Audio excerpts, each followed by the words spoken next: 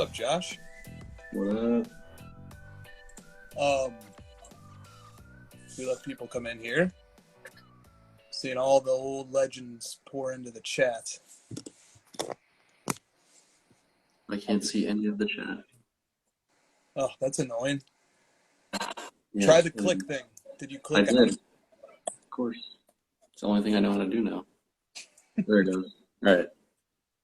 We can't do this show without you being able to see the chat. I got it. Okay, good.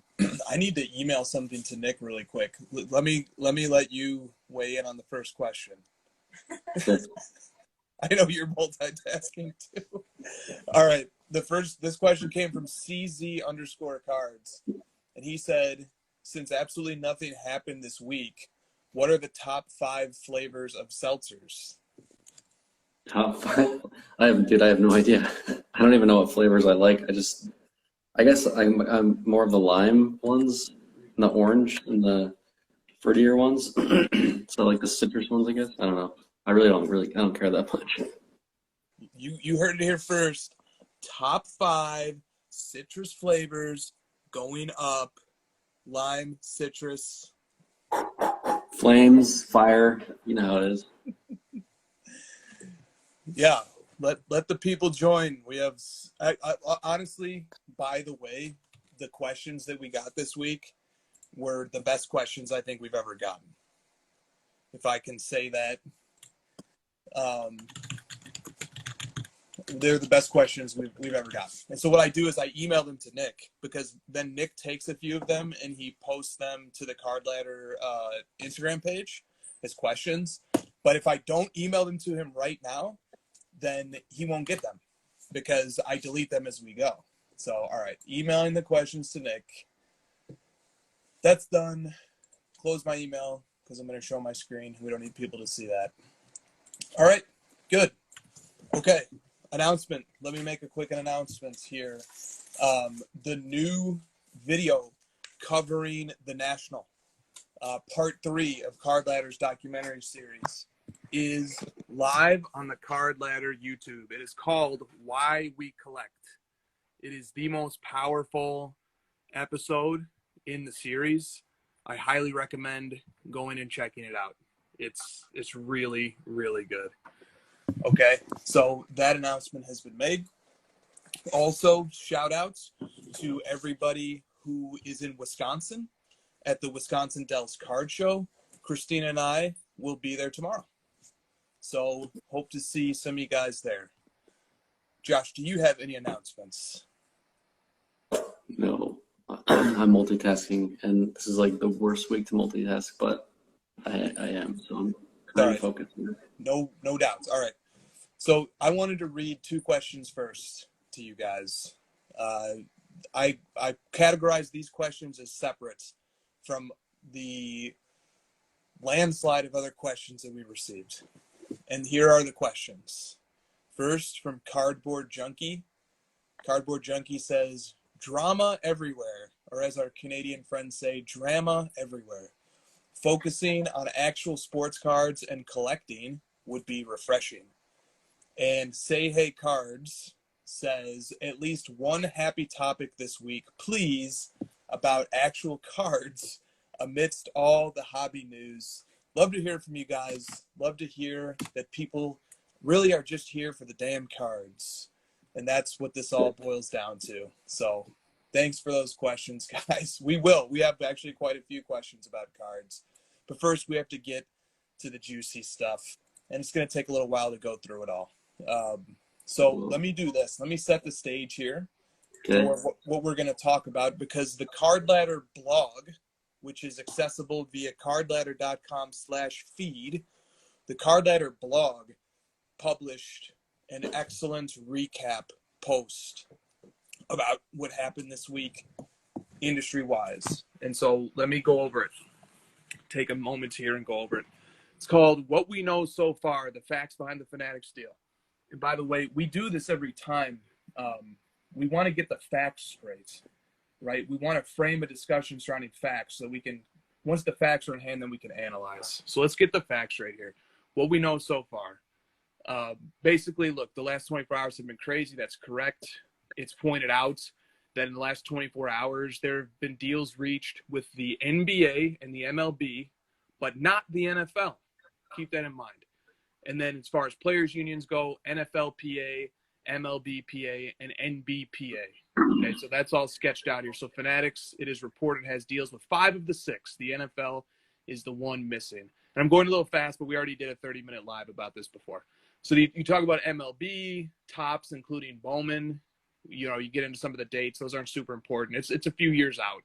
NBA and NFL includes Donruss. There's a little more uncertainty there. Here's an important fact that hasn't been discussed too much, which is who is leading this. And it's Josh Luber. This is attributed to a tweet that came from Cardboard Connection, but it's been reported by several others as well, including some verified journalists on Twitter. So Josh Luber is involved at a high level. A little bit of background on him. Then here, this is a very important point that some industry insiders have mentioned, but bears repeating. Who owns Fanatics? Michael Rubin owns Fanatics.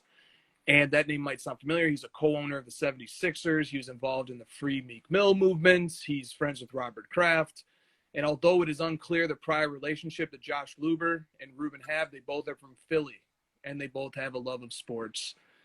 And what is Fanatics? Fanatics is an online retailer of sportswear, equipment, collectibles, etc. I think we have an idea of what Fanatics is. And then there's just a few points of clarification. So Fanatics did not buy Topps or any other company yet. This deal does not immediately go into effect, or in other words, the consequences of the deal don't start yet. It does not include college products, and nobody is out of business at this time.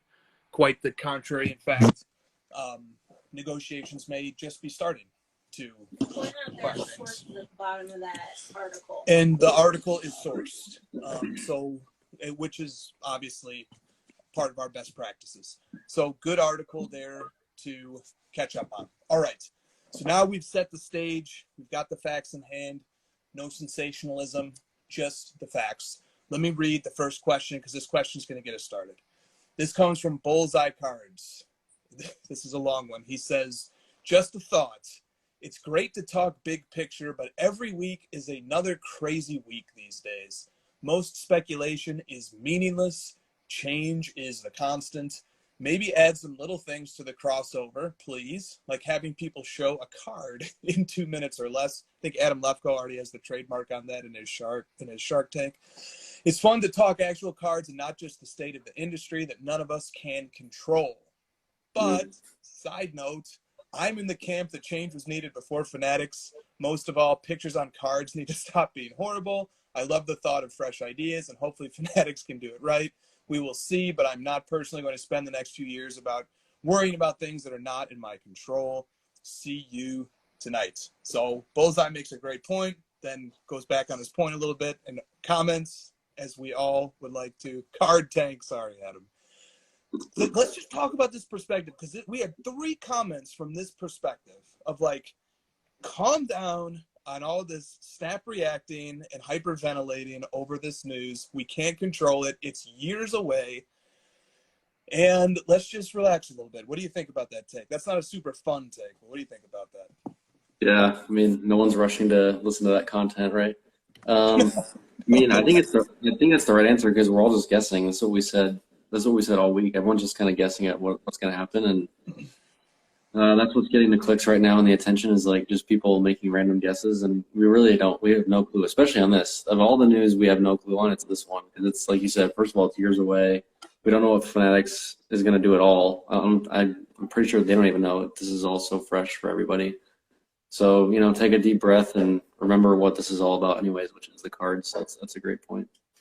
Agree. Okay, next question. This comes from Bottom Feeder Collectibles. This is a fantastic question. What are your thoughts on Michael Rubin, Jay-Z, and Rock Nation being heavily invested in both Fanatics and CCG, the parent company of the grading company CSG? I think this is a terrific detail that Bottom Feeder Collectibles picked up on, because it is in fact true. Michael Rubin was involved in the acquisition with Blackstone of CCG, which has many arms to it, but one of them obviously is the CSG grading components of CCG.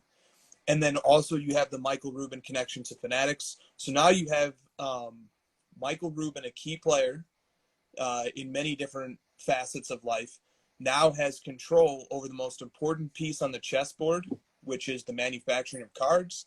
And he has some level of influence and control over a grading company.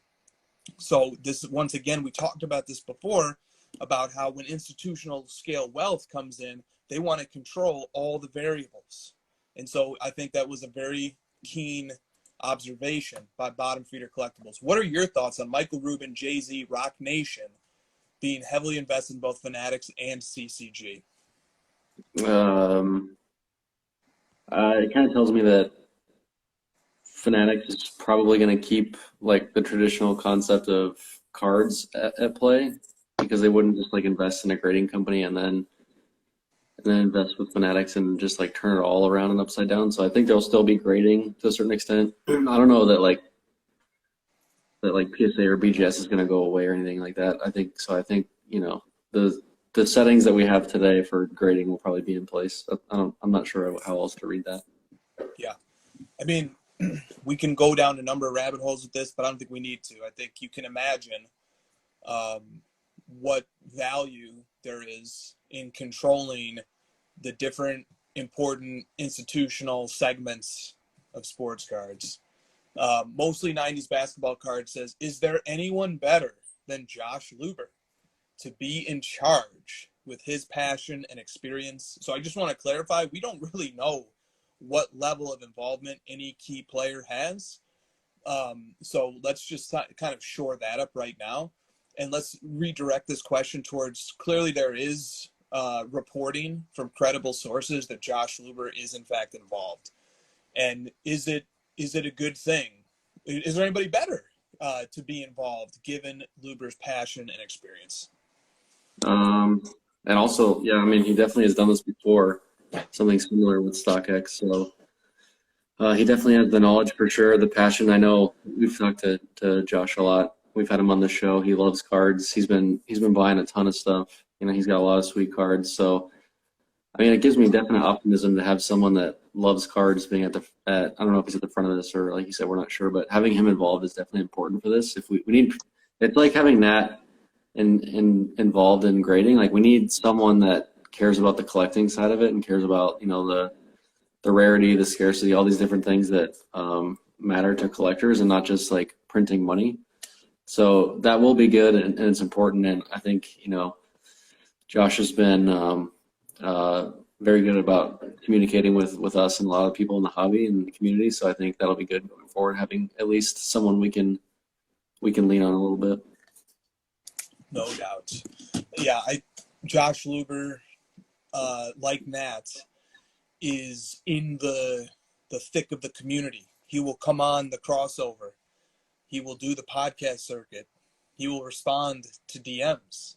He will, when Trae Young is making a big run in the playoffs, he will post his pile of Trae Young PSA 10 and grails. I was actually just looking at that video the other day because he has this crazy fingernail polish on in the video. It was so memorable. Okay, so let me just show this video. All right, this is Josh Luber, okay? This is the guy who is a key player, reportedly, in this deal. And here's a video, if it will play. Yep, here we go. Here's a video of him. He posted this 8 weeks ago when Trae Young was just going nuts. He's got Mojo PSA 10. He's got the blue, the white sparkle, BGS gem. The light blue shimmer, those are out of 7. He has 2 of them. He has the green scope out of 8. He's got the select black 1 of 1. Just, dude, the guy is a bona fide card-aholic. And, you know, pretty awesome. A lot of Trae Young. It's basically my enemy with all that Trae Young.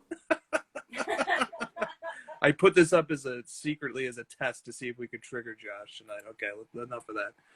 All right, he's got crypto punks and Trae Young. I tried to slide over that really quick. Let's hope Josh doesn't see this. Okay. I think is that a real punk or is that just, yeah, it is. Okay. Looks like him. I guess he has his own punk. All right, good. So, but look, I love the comparison to Nat because now we have these two young guys, ostensibly at the helm of the hobby, Mhm. and that is pretty interesting. Pretty interesting. You know, there's been a changing of the guard underway for a while, and how about this? How about congrats to Josh? We don't quite know what he's being congratulated on yet, but clearly he's involved in something here, and he's on the winning side of things. And congrats to Josh. Okay, all right. Now let's talk about something else. Something a little more salacious. All right. WTF Frankie podcast writes in and says, talk about the fact that Topps was given no heads up. There was no time or ability to counteroffer. And the author of this post linked me to a Wall Street Journal article, which I appreciate. And so here's the quote from that article. This is from the Wall Street Journal. Topps on Thursday was blindsided as its longtime business partners, the MLB and the MLBPA, struck exclusive trading card agreements with a new company controlled by Fanatics. People familiar with the matter said. The Fanatics talk had been underway for several months, yet Topps only learned of them on Thursday when it received a letter from the MLBPA informing the company that it would not be extending its contract with Topps. Topps CEO Michael Brandstatter also got a call from an MLB executive informing him that they would not be renewing their deal with Topps when it expired at the end of 2025. So that is cutthroat. that is cutthroat business. Topps had been involved for 70 years in baseball. I don't know all the behind the scenes or how acrimonious the relationship was, but from my seat on the sidelines, that is cold-blooded capitalism at its finest, we might say.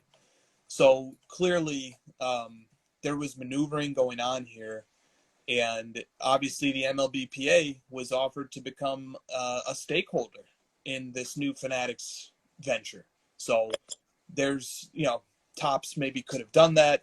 I'm not trying to make too many moral judgments here, except to point out that that's a really stealth move to put all these chips to piece this puzzle together, and then all of a sudden Topps, the baseball card manufacturer for 70 years, just gets a phone call that says, "Nice knowing you. We're moving on." What do you think about that? Like low key, the theme of the week with eBay kind of doing the same thing to PWCC as well. Boom. I agree. I mean, it's all about the money, man. People are making moves to try to benefit their own companies, and they feel maybe if they give them a heads up, it would hurt their chance of the deal or something. I don't know. Yeah, I mean it would, because then all of a sudden Topps can make some other moves. Yeah. And Topps can position themselves or offer a percentage to, so from the point of view of Fanatics, it doesn't make a ton of sense to tip off your competitor, and yet I imagine that the way that this all went down is going to make for a hostile environment over the course of the next few years. And we already have a hostile environment in the sports card industry to some extent. It's just maybe the nature of business, but also maybe the nature of this particular business. So I think about that, and I think about what are the tensions going to be like. And look, Fanatics just messed around and interfered with billion-dollar companies. And that's nothing to take lightly. That's very, that has consequences. But this story isn't written yet. We don't know what involvement Fanatics will ultimately have with these companies that it has cut off at the knees potentially here. So good question. Thank you for that question. Next question up here is coming from Christina's PC is requesting to go live. I don't know why. I need to jump off, Chris. I just gotta deal with this stuff. Can you guys take over for a bit? Go for it. Go for it. All right, we'll wait for Josh to get back. Well, where did Christina go? And is she okay? Christina wants to go live. Let's let Christina in. All right, we're bringing Christina in. This is a special treat. Let's get Christina in here. Damn, we had so many good questions too. Oh, there you are. Hi. Should we flip the script and take some guests? Oh, sure. I get here and then you want to kick me off? You're just such a good host, and you're so much more likable and relatable than Josh and I that we could get some guests to come and chat with you as well. Sure. Let's pull some people in. Who wants to go live on crossover tonight? All right, send some requests. Shay, this is your time to shine, baby. You trying to come on here? No. And by the way, and I'll repeat this too, we're gonna keep this. We're gonna keep guests short and sweet. So, guests, if a guest wants to come on and join us, Josh is still here. If the guest wants to come on and join us, come on and join us. Christina, you're bumping up our numbers joining this live as well. What can I say? Need to start having Christina go live every night. All right, well, I'll wait for a guest to join us. Why don't we talk about something while we wait? Do you have any so questions I have that more I can questions. answer? I have Okay. more questions to go over here. So Anything I can answer? I know I'm not Josh, but I can try. answer. You can answer anything, Christina. You can answer anything. All right, let me move on to the next question. This question comes from Collectibles, Cards, and Clutter. Topps and Panini have incredibly valuable logos and brands, but there is now only one customer, Fanatics. Although the Topps name is extremely well known, the value is now basically worthless. Topps is now forced to accept a lowball offer from Fanatics or just never sell it if Fanatics won't go high enough, knowing that there's no competition due to the exclusivity. So Topps and Panini and their valuable brand and intellectual properties instantly become worth pennies on the dollar. What would you do if you were Topps or Fanatics? If you were Topps and Fanatics offered you 10% of what the name Topps would be worth otherwise, are you selling? Are you saying no? At what point do you say yes? 30% of fair market value? What do you do? Okay, so I don't think Topps or Panini are quite that devalued. I think that they still have valuable intellectual property. They still have legacy. There's still many things that they can do.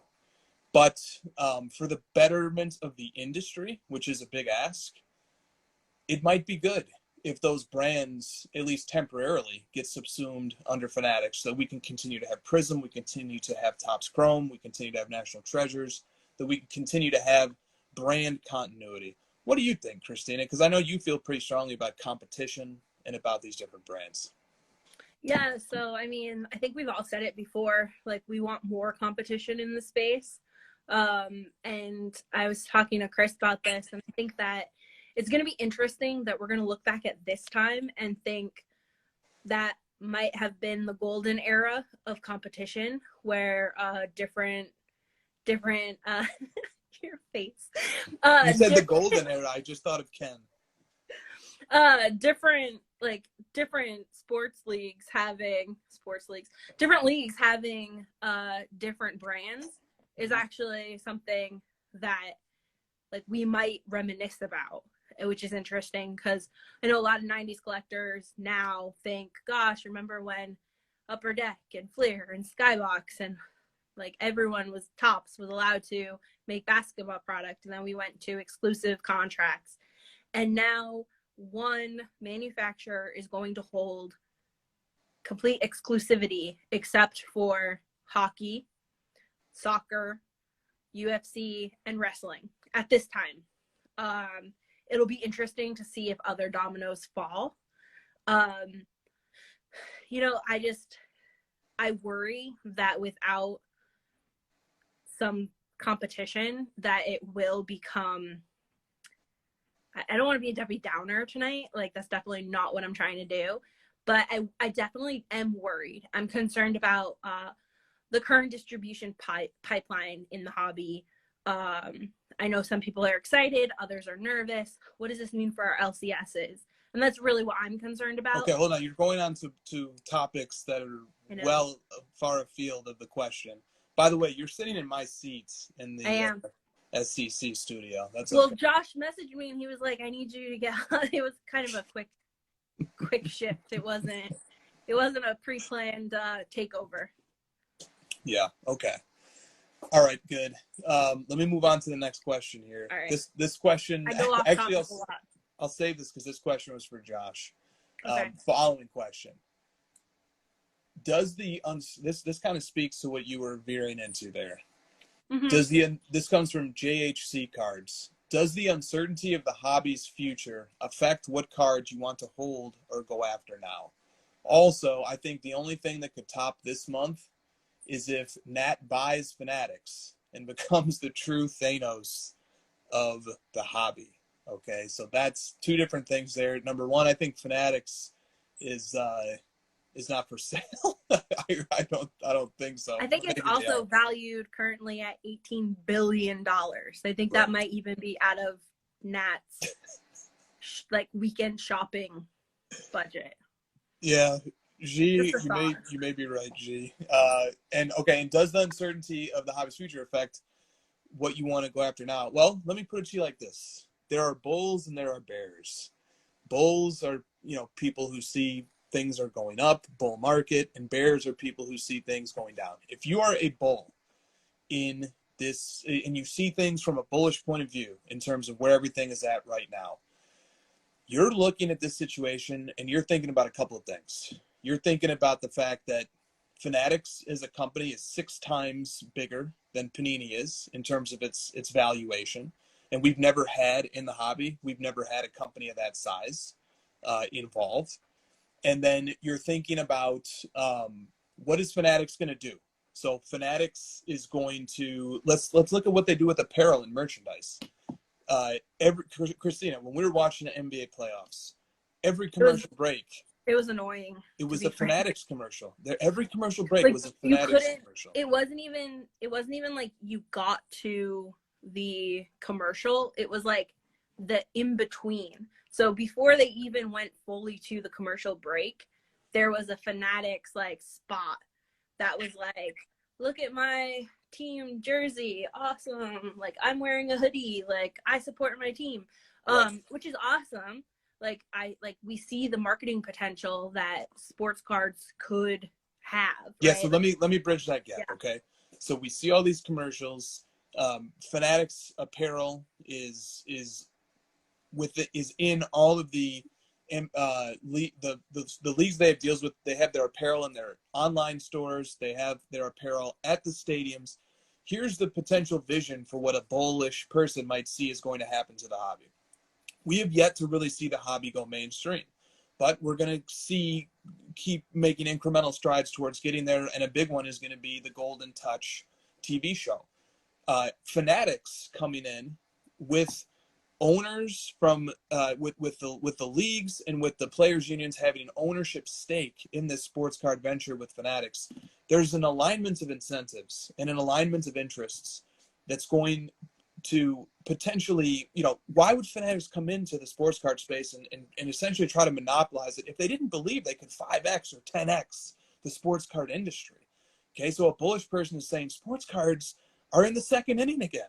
We're in the preseason. Yeah, we're in the preseason of sports cards right now. We're in spring training because the deals don't even go into effect for another 3 years. So a bullish person is looking and they're thinking like that, and they're saying this industry could 5 or 10x by the time Fanatics has had a chance to take a run at it over the first few years of its existence. And it will be bumpy and it will be turbulent, but we're at a point where this industry is very well maybe on the precipice of truly going mainstream. Like when Jeremy Lee makes his observation, well, is 20,000 prison-based PSA 10 of Zion, is that a lot of copies? And Jeremy will say no, because there's 20,000 people who fill a stadium 82 nights out of the year to watch a guy like him play. And so of course not.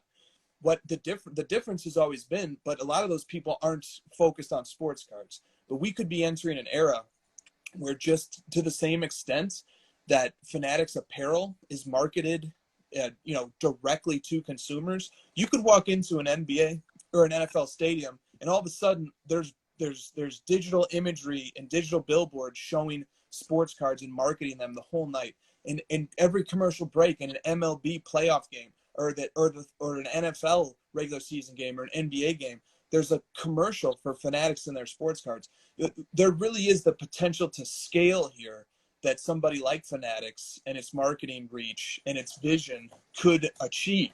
So a bullish person is looking and they're saying, I better get as many sports cards as I can get while I can still get them before this industry takes another parabolic growth. Okay, so what do you think about that? Well, I think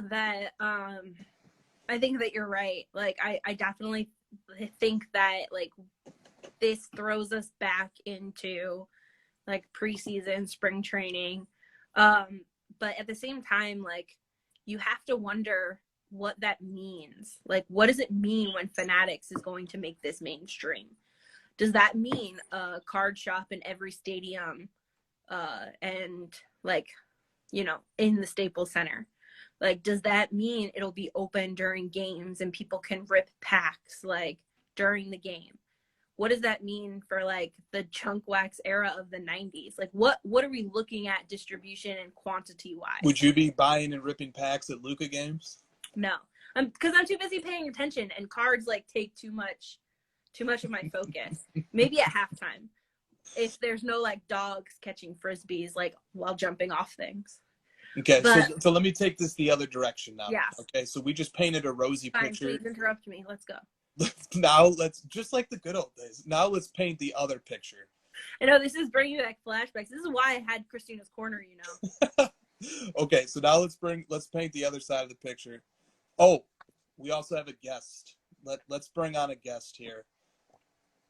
I just sent an invitation to a guest. I'll let the guest surprise you, Christina, when they pop up. Oh, goodness. Hopefully he's near. Let me put my game face on. Oh, okay. What's up, buddy? What's up? What's up, guys? I heard my name. I mentioned you. Okay, so Jeremy, here's why I mentioned your name, bud. One of your most fascinating takes to me, and I've heard you mention several times, that people will come about and they'll say, look, isn't 20,000 Prism PSA 10 rookie cards of Luka or of Zion, isn't that a lot? And you'll say, it depends. There's 20,000 people who sit in an NBA stadium and watch these guys play 82 nights out of the year. But the rebuttal to that would be, yeah, but, not all of them care about cards, and cards are not being marketed. They're not in their face. But now we have Fanatics who market their apparel right into the faces of all the people who are in these stadiums. And I'm envisioning a potential world where sports cards are being marketed by Fanatics in stadiums across this country, across the globe. So that's why I brought up your name. And what do you think about that? Are you bullish on this? Do you see Fanatics having the capability to take sports cards truly mainstream? Yeah, I do. I don't know what's going to happen once their deals are effective. I don't know what's going to happen, but I do want to make a comment that a lot of what everyone is talking about right now is what's going to happen. And I think what we need to do, and this is like, I should maybe keep this for myself, but I'll share it with everyone here to know what kind of my thought is that, it's like the good old days, you kind of wish you knew you were in them when they were happening, but so right now is the good old days. Okay. This is going to turn into the good old days, guys. So think back to the late 90s, those wonderful inserts that all three on this screen right now love those cards. We didn't really know what was going to happen until it happened. And then like licensing changed, and then it was effective and it happened. We've been given a 3 to 4 year lead time here to understand what's going to happen in the future. And so, I'm thinking back to those 90s cards, and had we known, maybe that we were only going to see 1 year, one instance of all these awesome sets, we would have been buying them up. So think for people who love Prism Golds as an example, that if Fanatics does not acquire the brands that everybody loves in baseball, football, basketball, there's not going to, Prism Gold is going to come to an end. That means there's only going to be, what is that, 10 or 15 for the guys in the beginning, maybe 8 or 9 for a Luka total ever. So people should be thinking about what am I going to want to own 10 or 15 years from now that I'm going to wish I thought of buying today, because a lot of what is hot right now, and I mean, stuff is already hot, but like you guys said before I came on, you know, the preseason analogy that Christina, that you made, like if we are truly in the preseason right now for where the hobby is going to go, like let it happen. That's down the road. Everyone's going to speculate. We now have 3 or 4 years of fun ahead of us, of speculation and anticipation. But, you know, put some of your brain power towards what you can be doing right now to set yourself up for 15 years down the road, so you're not going to look back and think, damn, I wish I would have bought all these cards. And you know, because they're going to stop, right? All these cards that come up every year are going to stop. Yeah, possibly. and I would also say look at players potentially that are still going to be in the league in 5 years that people are going to want their true rookie cards, not their Fanatics rookie cards of. Just a thought. Yeah. Very fair. Yeah. As if people didn't have enough incentive to prospect, right? Yeah. Let me also underscore a point that Jeremy made there, and then it was reiterated in the chat. Stop and smell the roses. Enjoy the moment. We are in, undoubtedly now, given future events that are likely to unfold, we are in the golden era of Panini and Topps. And we are in a golden era of great prospects across all the sports, whether it's Patrick Mahomes and Josh Allen, or it's Zion Williamson and Luka and Trey, and many others, whether it's, you know, Acuna. And look, baseball's not my thing, but I wanted to give it a nod, whether it's McDavid and all of the great hockey players and the great vets of hockey who are rounding out their careers, whether it's the other sports and Lewis Hamilton in F1 and Mbappe in soccer, but also Messi. We're in a great era of sports right now, and so too in the hobby as well. Does anybody want to react to what I just said? Jeremy, you look like you might want to. No, I think you're right. I think you're right. There's a lot of great stuff going on, and you know, it seems like generational players, that term is it overused, or are we just being inundated with them in the last few years in many sports? So is it going to happen? Like, is that going to balance out? Are we going to go into a 10-year drought?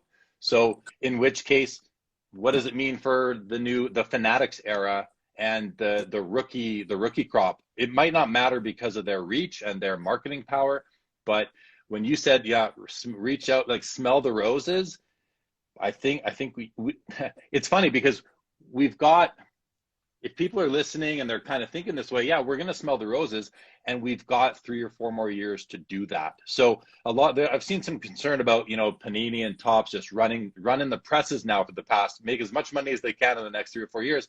My understanding is that there are no presses to be ran right now. You know, the presses are running at full capacity already. So I don't know that that's going to be an issue unless there's more printers coming into the game in the meantime. But I think my biggest question moving forward is, and everyone's is, what's going to happen to the brands? You know, what's going to happen to these brands? Are they going to live on? And even if they live on, there will always be this cutoff being when the Fanatics era began, because things are going to be different then. One way or another, things are going to be different. It's hard to know how they're going to be different, but they just will. So that's why I'm excited for the next, in a way, content creators like ourselves. We just got a 4-year contract of guaranteed fun for us and the hobby. I agree. If there was an unambiguous winner, because there was a lot of weird things that happened this week, content creators win this week by a landslide. So much great content. Live streams are filled with more people than ever. YouTube videos are getting more views than ever. Hobby content is at an all-time high this week. Christina, did you want to react to anything Jeremy said? I will say some hobby content creators lose on principle with some of the things they've come out with this week. Just saying. As usual. Jeremy, we don't want to keep you too long. Are you okay to stay a little bit longer, or do you need to go? No, I can stay for a few more minutes. I don't want to barge in too long here. It's your show. I don't want to scoop your content because, you know, let's just say you have a special show Sunday night with Brian Gray on Sports Cards Live on YouTube, and you also have the normal lineup coming out on Saturday night. You've got the PWCC Premier Auction live countdown that you guys are doing and watch party, and then you have Jesse from PWCC coming. Did I miss anything? No, yeah. So tomorrow at 10 o'clock Eastern is actually, I think we're starting an hour early tomorrow. Yeah, because Jesse Craig from PWCC is going to come on for the first half hour before Adam and I cover the auction. And he's going to come on to just discuss the obvious, because I don't want to have to deal with that. So let him come on, address some questions, and then Adam and I will cover the show. And then Eric Myers, Howley Hustle, is going to come on at the end to talk about some of the cards. And then on After Hours, I have none other than Shay's partner, and I say Shay because I saw him in the chat. Putnam Cards, Max Norris is coming on for After Hour. Very excited. I met him at the Card Ladder event of the National. Awesome dude. I can't wait to have him on tomorrow for some chill conversation later tomorrow night. And then, yeah, Sunday night, Brian Gray to talk about everything that you guys are already talking about. So, Jeremy, thank you for the recap. Let me ask you, do you know what this is? I know. Should I? You will after tomorrow night. That's the heat that Putnam's going to be bringing to your show. Oh, good. Looks very colorful. It's something, all right. Okay, Jeremy, I don't want to keep you anymore. Thanks, you for guys. coming on. Awesome. Thank you. See you later. Always a pleasure to have Jeremy on. He is a foundation in this hobby. So we had a sports crossover live just now. Yes, we did. Okay. Josh ran off to buy Trey Young Top Shots. Like, the cat's out of the bag. All right, hold on a minute now. Let me, yes, Putnam, that is what they are, sir. Okay, Jeremy brought up a topic that I wanted to address, Christina, and this is a topic that I think you're interested in too. Panini and Topps running the printing presses. Yeah. Let me approach this from an economist's point of view. And I'm not sure if economists are calling the shots at Topps and Panini, but I think they probably have some influence over there. And economists are going to look at supply and demand curves, and they're going to figure out the optimal amount of product to print that maximizes profit. Okay, there is an optimal point, theoretically, that you can identify, and I have no clue why Panini or Topps would not already be producing at the optimal level. And so even if Panini and Topps were to increase their printing and their manufacturing, that doesn't mean they become more profitable. They might actually become less profitable because producing beyond the optimal number of units, those marginal units actually start costing more than they benefit you. So I believe there are people who are legitimately concerned, and I think rightfully so, that there is a risk that Panini and Topps will produce a superabundance of cards, but I think that they probably already are producing the optimal level of cards. I don't think that Panini and Topps are that they would become any more profitable, and that they've just been holding back and they've been refusing to be as profitable as possible. Are you concerned about Panini and Topps cranking up the printing presses? No, and I also hope that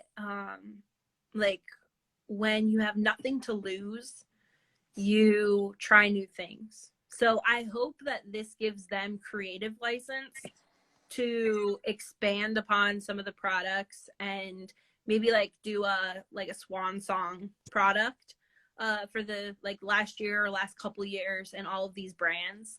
And then it could be the last, even if they sell the brands or the product labels, it could be the last Panini Kaboom year until potentially they get the license back if Fanatics ever lets it go. But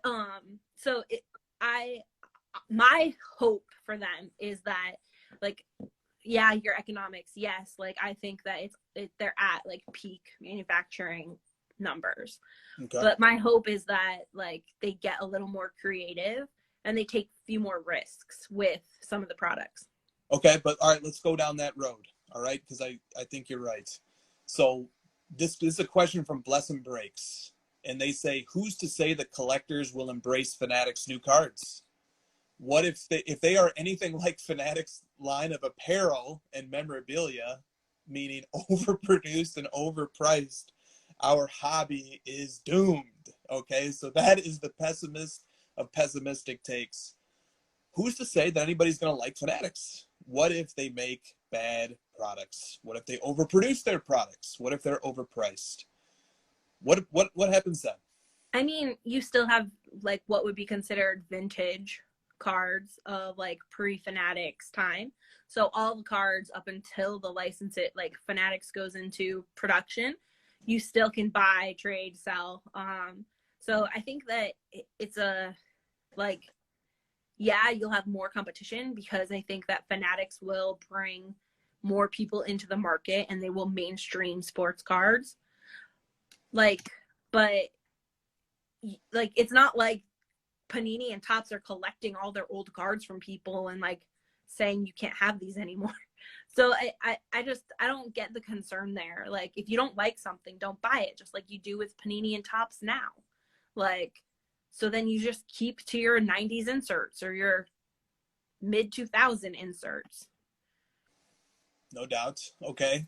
So I have a take on this as well, which is that in a world in which people are investing in pet rock NFTs, and that's not a joke. I had 2 people send me a link to an article talking about the investment properties associated with pet rock NFTs. You know, the pet rocks from the 70s? Now there are pet rock NFTs and people are literally investing in them. In a world in which pet rocks are investable NFTs, the bar for what is acceptable quality is low.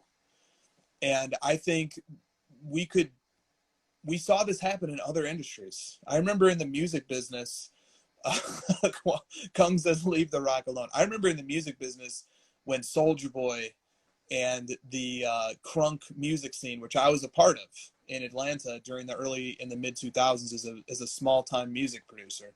I remember when that music scene came about and there were platinum hits that had an 808 drum, a snare, and an artist performing lyrics over them. And it was the ultimate reduction of music to its most basic components. And so am I saying, you know, that sports cards could come out and that you could draw a stick figure on a sports card and you could just put like the cards that I used to make when I was a kid? I used to literally take 3x5 index cards and draw stick figures on them and then like put them together and distribute my own little packs, right?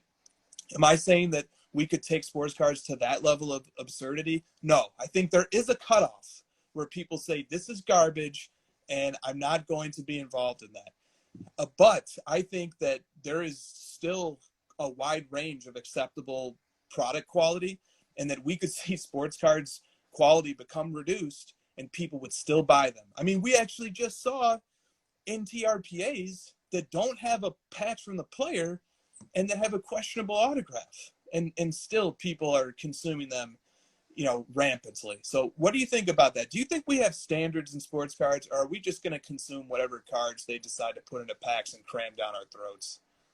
I'd be really mean right now and name a certain card, but I won't. Name it. Let's do it. Kabooms. What the hell? Like that's the card? Really?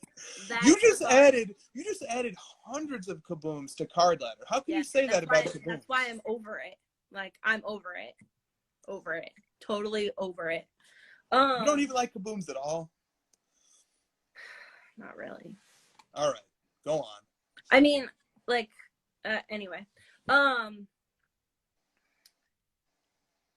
Where was I going? Do we have standards in sports? No, cards? we don't. Some people just don't have standards. That's obvious. Okay. All right.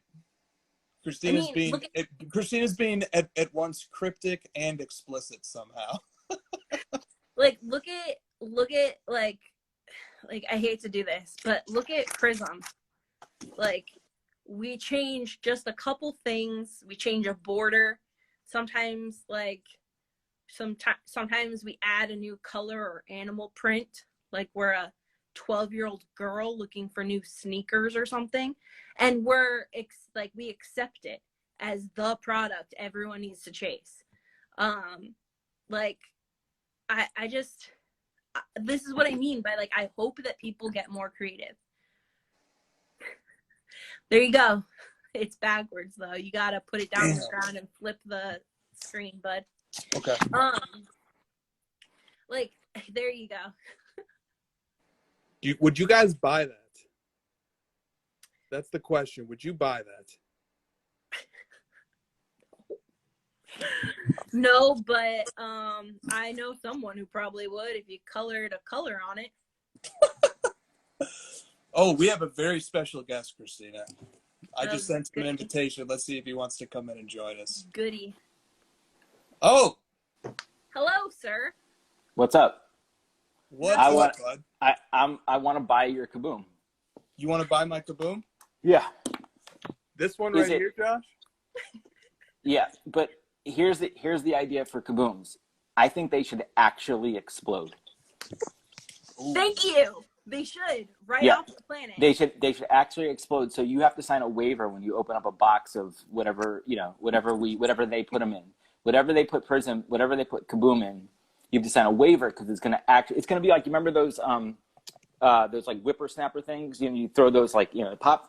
So it's an actually exploding one. And I'll tell you what, I'm not even going to take credit for this because that's 100% Lefko. He's been trying to get Kabooms that actually explode. So I think we should do that.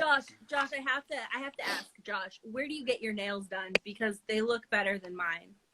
This is how you know I have a 8-year-old daughter. She's actually about to be 9 this week. I figured. Mm-hmm. My toenails are done. Also, I'm not gonna flip the camera around and see my legs and, We'll take your word toenails as for it, well. Josh. Yeah. But everyone in my family has their nails done.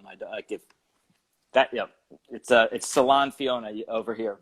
So actually, these need to get redone. So Best Love nails it. in the hobby by far. Yes. thanks, man.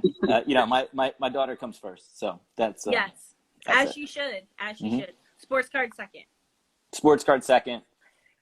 I guess wife is third, and like eating and sleeping is fourth, something like that. As it Sounds should about be. right. Mm-hmm. Welcome back, Josh.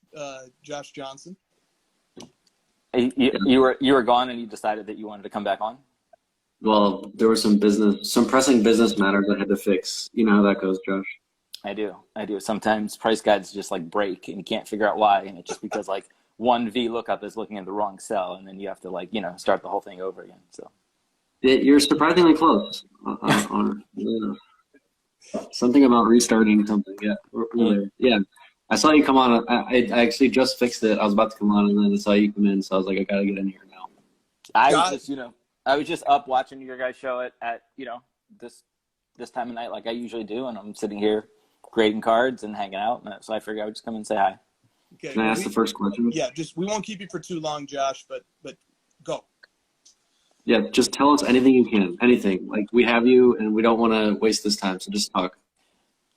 I think that if you get rid of sticker autos but make them separate, right? So they come separate from cards, but you can put them on whatever card you want. So like imagine like the creative things that you could have, because like you could pull a Zion auto and stick it on an Alex Caruso card, and that would be so badass. First of all, like Alex Caruso will be psyched about that because then his cards are worth more.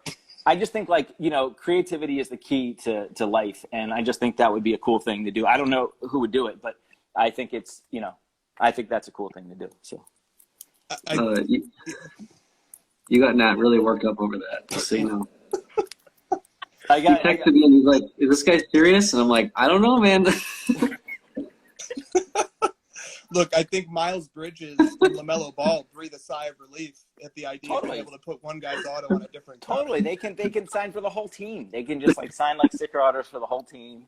And that's the whole thing. So yeah, no, I don't know. That's all I really have to say. I was just, I figured you guys are up, I'm up. I figured I would come hang out. I haven't seen you guys since the National. I didn't even see, Chris, I didn't even see you at the National. You must have been, by the way, like I've never heard someone so like, I mean, God, your interview with what's his name afterwards. Like I've never heard someone so happy in an interview. You guys hear Chris in the interview with, I'm like blanking on his name. Sports Card Live, like Jeremy. Yeah, Yes. Jeremy. Yeah, Yes. I mean, we all had a blast, but like, holy crap! Like you were like having an orgasm like on like his show. It was amazing. I had a sports card gasm live. I had a great time at the show too. I was just Did my enthusiasm come through? I don't know, man. What Yeah. did you think about the National? Did you have a good It time? was amazing. Okay. It was amazing. I think the thing that was most amazing, and look, we knew this going in. All of us did. But man, like, because I was there in 2019, which was the last time I had it. the average age in the room was 25 years younger than it was in 2019, which was just like so cool, to see that much. I was walking around with, at one point with a couple guys that have been in the hobby forever. And we were having the same conversation about that. And they said, in 2019, we were walking by and be like, that guy died off. The guy that used to sit up there died off. Like, that was like the state of the hobby of like, people's like legitimately like, had that spot for 20 years and like died of old age and no one's like taking their spot. And like, that clearly was not the case this year. So it was amazing. I had a blast and frankly, I'm like itching to get back. I think I'm going to go to the Dallas show next week because I moved to Austin. So I live in Austin now. So now I'm like excited. I can drive over to the Dallas show next week. So I think I want to I just love walking around buying cards and looking at cards. So yeah, the itch for me to have another national needs to be scratched way before Atlantic City. So we're going to the Wisconsin Dells show tomorrow. Nice. But nothing compares to the national, man. It's tough. I haven't been to the Wisconsin Dells show. How is it, like about the same size as Dallas? It's a little bit smaller, but it's in an absolutely gorgeous convention center, and it's run by great people, and a lot of the big dealers nationwide come out. So it's worth going if you ever think about coming up this way. I think Plus, I will say, Josh, it's fun for the whole family because it's in a resort with a water park and a huge arcade. Honestly, like that might actually get us over the hump here. I would love my kids would. Well, first of all, I wouldn't be allowed to be there. I'd have to be in the water park with my kids the whole time. Like you bring a babysitter. Yeah. The last time we took our kids to Niagara Falls, which is a really crappy tourist place, right? I mean, the Niagara Falls is cool, but there was like a water park there. It was an indoor water park, and it's exactly as like disgusting as you like could imagine. But like, holy crap, is it like kids can just do that forever. It was so much fun to like do that with them and everything like that. So, hey, what, don't you think that though, that that's like everything should be leveled up like that? Like there's no reason that we shouldn't have shows in beautiful places where there's, well, I don't really need any other stuff to do, but just really nice venues, right? Like there's no reason it can't be a really like super nice venue. Well, Josh, how about this? If I ever get on a live stream with somebody who might be one of the most influential and powerful people in the sports card industry, I'm going to tell them that we need more nationals, and that if especially somebody with a younger point of view and an entrepreneurial streak could sort of make that happen, I would say we should do that. We should totally say that if we ever meet anyone like that. Totally. I think so. Josh, yeah. I'm gonna take what y'all said because that's me. I'm that person, and I'm gonna DM you, Josh, and we will talk offline about something. There you go. Amazing. What was your favorite pickups at the National? I didn't pick up anything, but Josh picked up some nice. Nothing. No, well, I didn't even get a chance to look at tables. Honestly, it was too much business and networking. I got to tell you, but I do want you to answer the question, it was so nice to be at the show and just shop. I mean, I spent time talking to everybody, but, because 2 years before I was there with StockX, and, there's a lot of work involved. And, and you have a place to be and meetings. And it was so great to just walk around and shop and talk to people and shop and just look at cards and do that. And on my like way out, like I was like rushing to get to the airport, and you can't leave. You kind of keep looking at every table. My cards are way in the other room, but I found Kevin Durant 2008 Topps 1 of 1, the platinum one that was sitting there like raw, like at the back of a table where there was nothing else at the table that was like even a fraction of that. I mean, the guy obviously knew what he had, but I was like, oh crap, like, and just like find like an absolute like gem like that on the way out. I was like, I'm super like that to me was, and that was the last thing I found was at the top of the list. So, but what about you, Josh? What was the most interesting thing? I only picked up one card, and it was a Penny Hardaway, and then I immediately traded it when I got home for a better one. So, no doubt. No, yeah, same kind of thing. Just busy with card ladder stuff. I wish I could have done more card buying, but it was just craziness. Yeah. Well, you were like semi set up with a bunch of those guys. A bunch of those guys who like I'd known for a while. I never met any of them in person, like Eric and some of those people. So that was cool.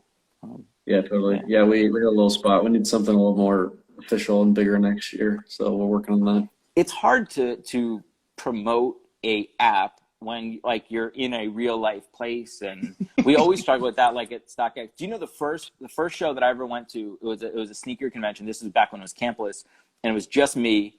And I printed out PowerPoint slides and I had them laminated. And so the whole desk, the whole table, because all these other tables are sneakers that people want to like buy, and everyone came over to me and they're like, "What the fuck is this?" And I was like, "Oh, this is like a chart of like the Jordan 3s like sales on eBay." And people are like, "Yeah, okay." And like everyone just, I was like, "I don't know, what else am I going to show them?" Like I'm trying to show them data in a real life place. So I printed out slides and had them laminated of PowerPoint charts. So it was pretty awesome. Lamination just makes everything a little more official, you know? Totally. Like I showed up with like the bags from like FedEx or from Kinko's, right? Of like taking them out of that brown like Kinko's bag and like laying them on the table, and like the big like headliner of that show was like Victor Cruz was like there, and so at one point he like walked around to every table to like shake hands, and then like you should have seen the like look of disgust on his face when he like saw my table and was like, you know, like very quickly like moved to the next one and stuff like that. So, yeah, it's tough, but I don't know what are the ways we're gonna share Card Ladder at National V2 V half V, I don't know what's mid-year national mid I don't know. It's a great question. We could get slides laminated. I wrote down that. I mean, I still have the bags and stuff, so I can help with that. Yeah. That'd be great. Do you have the laminator? Yeah. Okay, perfect. It's good. That's a thought to dwell on there. That one there, Josh. What if you have Look your how own... far you've come, Josh. Like... I know, and now I'm basically running a nail salon for card collectors. So. And collecting Trae Young in at the highest end. I know. All right, I should go before I get someone in trouble. Fair enough. But yeah, so I don't know. I love you guys. Figured I'd come say hi. So go back to the show. Sorry to interrupt. Thanks for coming on, buddy. Congrats on making it through the week, Josh. I will say that. Hey, we all have to make it through every week, right? It's TGIF. Yes. I don't know if I've ever said that out loud. That sounds like a complete fucking douchebag. But all right. Bye, guys.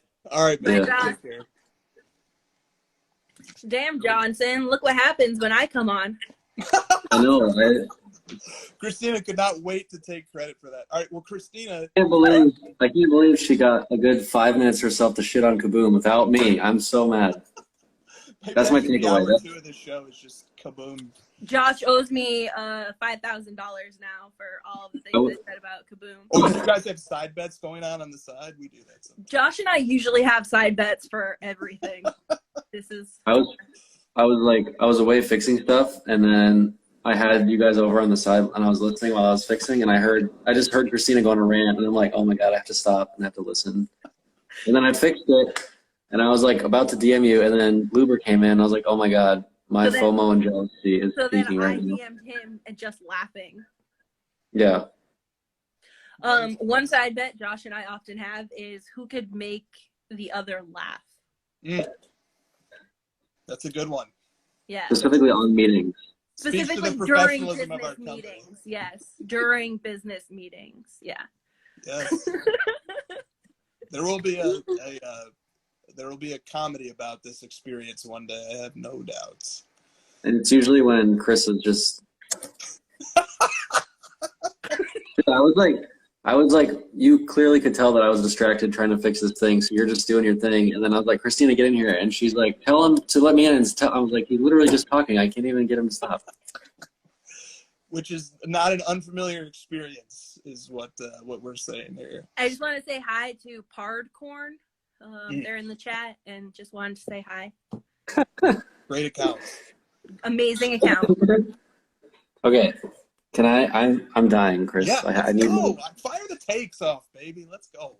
Okay. Just give me like a little bit of jump off point on the Fanatics stuff. Kaboom suck. Jump off. Okay. I don't hate Kabooms. I hate that everyone is pumping them all at one time. I don't understand that. It's a good distinction And to make. it's just going to be the next middle finger. And then, people will stop talking about it. They won't go back and say, oh, look, it went down. We only talk about when it goes up. We don't talk about when it goes down. Same as always. So it'll be gone in a month, I'm sure. I just hate that all of this is happening while I'm adding the cards, which is making me know. really resentful to the people who are doing it, because like, how dare you like use the data that I'm curating and like making sure is like accurate, and then not even using the freaking data and just making shit up. Well, I'm sure certain content creators would say that we are the ones pumping up kabooms because we're adding those cards. That's what makes our approach so even-handed. Yes, we may be displaying information on every Kaboom card or soon to be every Kaboom card, but we're also telling you that they suck. So it balances out. Also, by the way, they don't suck. Kaboom cards are awesome. No, they don't suck at all. That's the thing. That's what makes me annoyed is that I like them and they're being ruined because everyone's pumping them. The only thing that annoys me about it is the pumping. I like the cards. I think they're cool looking. Let me just add an amendment. Some of them, I'm not a fan of the drawings. Yeah. Some of especially the older ones, like, yeah. I'll just leave it at that. Go look them up yourselves. They're all my favorite thing about cards are the in-game photos. So that it's like Kaboom can't be my favorite because of that. I think they're cool. I like them. I would, they're probably ranked 200th of my favorite, design set or whatever, 300, whatever. Did you see Nat's tweet about it? I feel like he was kind of referencing like, he's not a big fan of like all the inserts that are being created right now, and he wants to kind of focus on the case insert hits and like the like rare parallels being a thing again. Can you read his tweet? Yeah, I'm going to find it right now. The 4 items he wishes for. And then Luber basically said like his little trolling joke about it. Which I love, by the way. Nat Turner. Oh, that's fuzzy. Oh boy. It's probably there we go. There you go. Nat says what I'm hoping to see out of this Fanatics getting into the card business news, and then he enumerates 4 points from Nat Turner. He's like Gary Vee. He's enumerating all of his little things. All right. Point number 1 from Nat: no more sticker autos. Point number 2: actual inserts with chase insert odds as opposed to 1,000 parallels. Parentheses, like the old days. Number 3, better card design. Parentheses, hire the arenas! ! And finally, number 4, acquire iconic brands to use. That's all that Nat wants. Nothing huge there. 4 is the big one. What if we could have Chrome again in basketball? That would be sweet. I mean, the thing about this whole deal, guys, is that like, I said at the beginning, but I'll just reiterate. We have no idea what's going to happen. We have literally less than 0 idea. 0. Like, they could recreate Chrome. They could do 1 billion parallels. They could do 4 parallels. We have no effing idea, and we won't for years. So, like, we're basically we're going to enjoy it this week. This feeling's going to fade until we get little bits of news from it, But, like, this is going to fade, and we're going to kind of forget about it. Someone was joking that they're like, people that enter the hobby in 2020, are they even going to be here by the time this like shift is complete? Like, we don't even know who's going to be in the hobby. The whole world could be different. We don't even know. We could all be virtual. Like, you could do everything virtual. Did you read that blog article, Chris? Which one? The one about rocks? Yeah, yes, I did read it. It was obnoxious. I'll read you my favorite passage from it. I read the whole thing this morning. I mean, it was all about the flex stuff. That was like the basis, but yeah. Correct. Exactly. Summertime sent it to me, and Justin 610 sent it to me. The two perfect people to discuss that article with, and I sent out my favorite excerpt from that article to both of them. Okay, so here it is. This is my favorite paragraph from the Pet Rock NFT article. It goes like this. This is a funny project because the PNG files are so obviously worthless and devoid of creativity that it triggers many to question why anyone would waste serious amounts of ether to purchase them. In fact, almost 2,000 ether worth of rocks has been traded in August alone, but the more obviously worthless and expensive the NFT, the greater the flex. Also, as with all things, the value can fluctuate. Imagine owning a rock that was once worth a lot of ETH and is now worthless. The value volatility also adds to the flex because it connotes that the owner is perfectly happy that the rock could be worth 0 at the propagation of the next Ethereum block. Wow.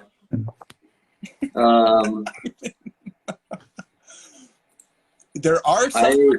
Go ahead. I admittedly, like, when I read that article, I understood why people are saying what they're saying about it, why they're doing it, because it is. The article points out, like, they don't care about the items or the pictures or whatever. It's all about the status and the flex and this, like, desire to get into this new metaverse world or whatever, and, like, immerse yourself into it quicker and just accept it or whatever. So I get why. But the assumption of the article was that I care about that. And, you know, that's the part where I was like, well, I don't actually care about any of this, so I don't have to accept this. Christina? I was just actually, I wasn't listening, like, to anything you guys were saying.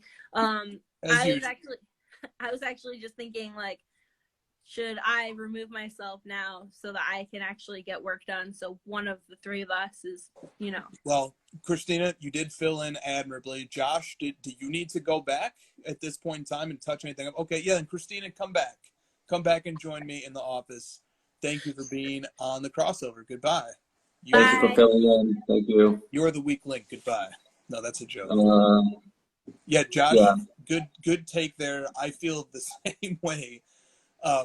There are some similarities to cards. There is a purity associated with the collector who doesn't care if their card goes to 0. I think that's definitely true. And there is something psychologically true about the sort of the apathy, the total disregard for anything that comes with the flex of, like, literally, I don't care what anything that I have is worth. And, like, the total disdain for something actually makes it appealing in some weird way. So, like, there's something deep and insightful about that. But at the end of the day, it's also making a piece of commentary to society in general, which is that, like, why are we valuing things that have no intrinsic value, have no inherent value? It's total irony. It's total absurdity. Pet rocks, PNG files of pet rocks are investments in the year 2021. I thought it was, one of the lines was like, in that article was like, I'm limited in the physical space by, like, who I can flex to. Like, in my physical world, I can only flex to people that are physically near me or with my physical items. I want to be able to flex much more efficiently, faster, and to more people. Therefore, NFTs is the perfect medium for me to do so. You could also say, therefore, sports card Instagram. Sports card Instagram is a great way to flex. The flex gets a lot of people caught up, doesn't it? The flex leads to bad decision making. You know what my flex is? This is like a meta flex. My flex is not flexing. Like, people that make assumptions about me that they think I might be a certain way, or that, like, they see me drive my car up somewhere and they assume that I'm, like, a certain type of person because of the car I drive, and then I actually am much different in the real world and my friends know me differently. I think that is the flex. That's the undervalued Zag flex. That's the Warren Buffett flex. Is it not? This is the one. That fucking guy still drives his, like, plain car, goes to the McDonald's drive-through. That dude is, that's exactly right. No, it's not the rich guy flex. It's the wealthy guy flex. There's a book, I think it's called, like, Rich Guy, Wealthy Guy or something, Next Door. You know what I'm talking about? Yeah. There's a book about this where it's like, there's a huge difference between being rich and being wealthy, and the wealthy person doesn't need, like, the material things to flex being rich, and they have more of a like, deeper understanding of who they are and what makes them happy, so they don't need to do the rich guy flex. And so that's always been more appealing to me. No doubt. I love this. we've taken the concept of the internet. No one has given this treatment to the concept of the collectible flex ever. And I love that the destination point, the final point on this trip, is establishing that the very most powerful flex is just the absence of the flex.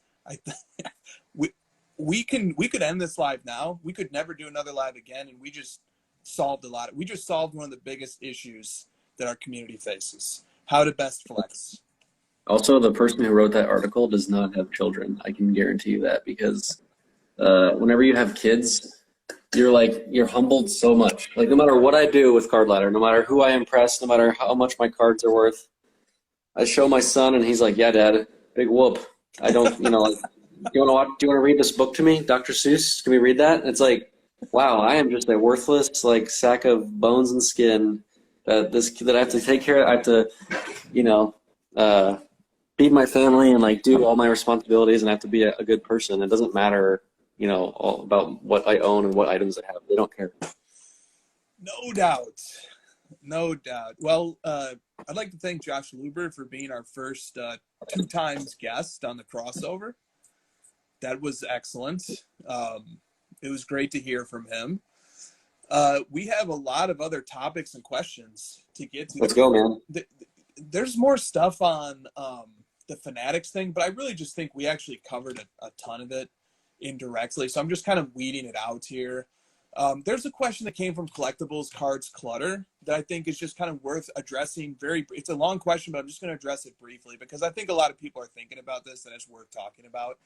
Collectibles Cards Clutter says, as it pertains to sports card production and rights of the manufacturers, please discuss the interplay between a player union agreement and a league agreement. So what's the difference between a players association agreement and a league agreement? The questioner goes on to say, I'd assume without the league agreement that no logos could be used. But then how can Leaf make football cards? Okay, so it's basically, how does all this work? What about autographs? Does each player have a separate contract? So here's my understanding of it, but Carvin is a much better expert on this. But and other industry insiders will be able to shed more light on it. But let me just give some basics here. There's basically 3 different tiers of agreement that can be struck. There's the league, the NFL level agreements, and the league owns certain properties and certain rights. There's the players union agreement, the NFLPA. They own certain properties and certain rights. And then the individual players can strike their own agreements as they retain certain properties and certain rights. And so different companies can engage on different levels to make different agreements with those 3 different tiers. And so Leaf might be engaging with certain individuals on one of those levels.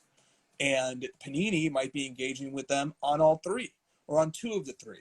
And what Fanatics has done, according to the reporting, is they have engaged on 5 levels.